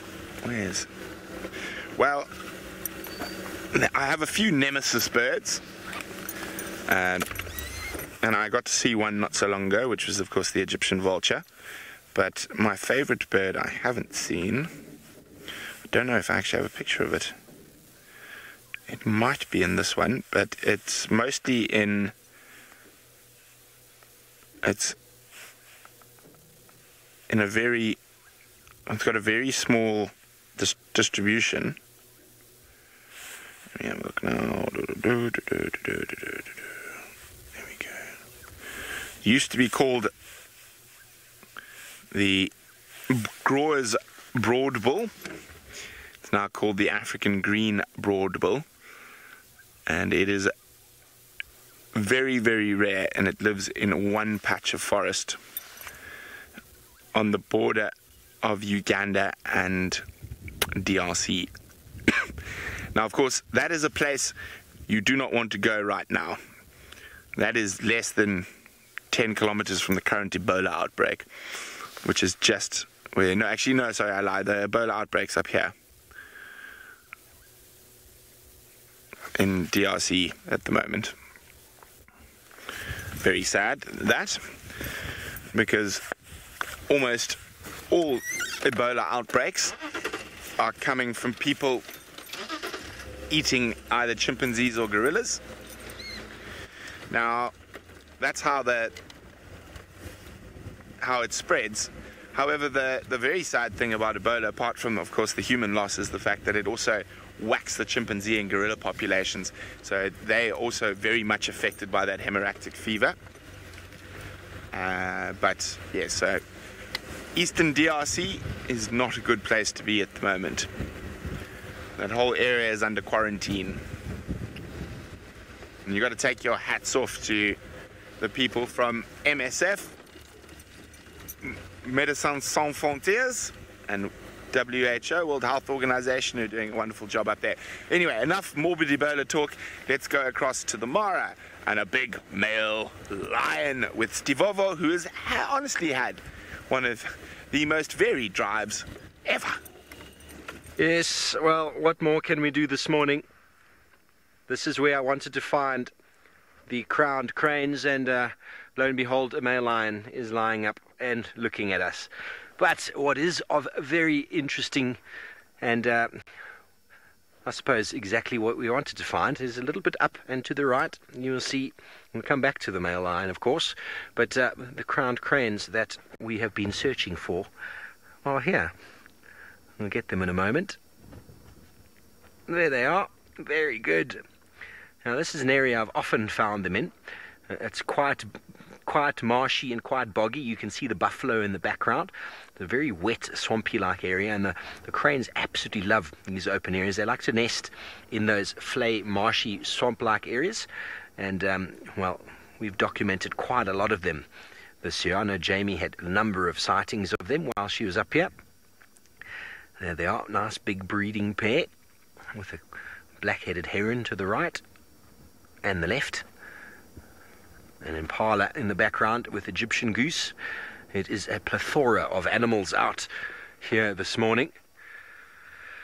So those cranes have got a very nice sort of dance display that they do to prove to the female that he is capable. This little flapping dance in the wind with his very long wings, similar to that of the storks. They also use thermals to get up, and they are plucking the seeds of the grasses at the moment and having a bit of a head scratch. Well, there we go. We've completed the 3 objectives of this morning: the black rhino, the jackal, and the crowned cranes.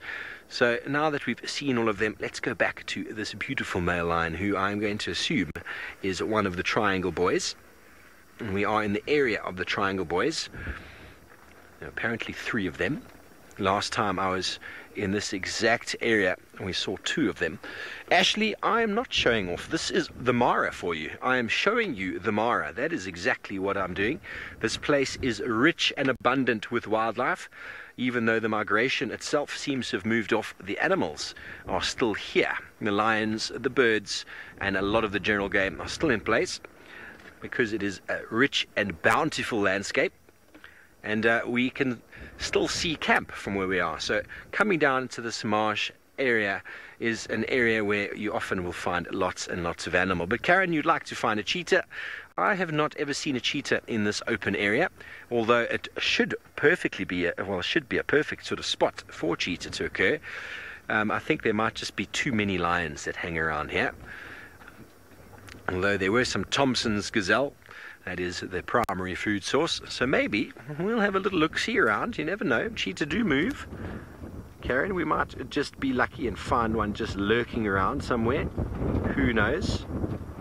But I have a strong feeling that we won't find one today. I mean, we've had enough luck, haven't we?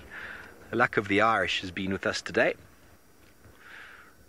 Do that more often. Get a nice list of special interests and see if we can check them off.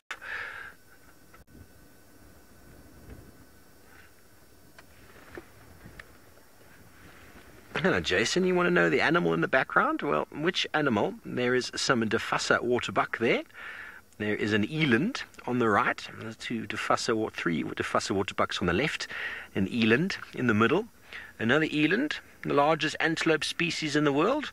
Look like 3 females.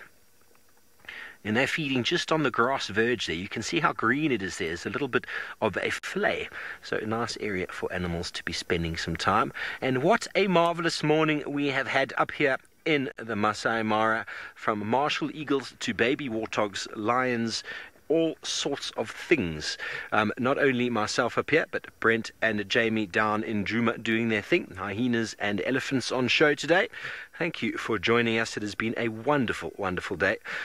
James will be out this afternoon. And thank you for your questions and comments. Thanks to FC and everyone for the interaction. And we'll see you again later. Have a beautiful, beautiful day.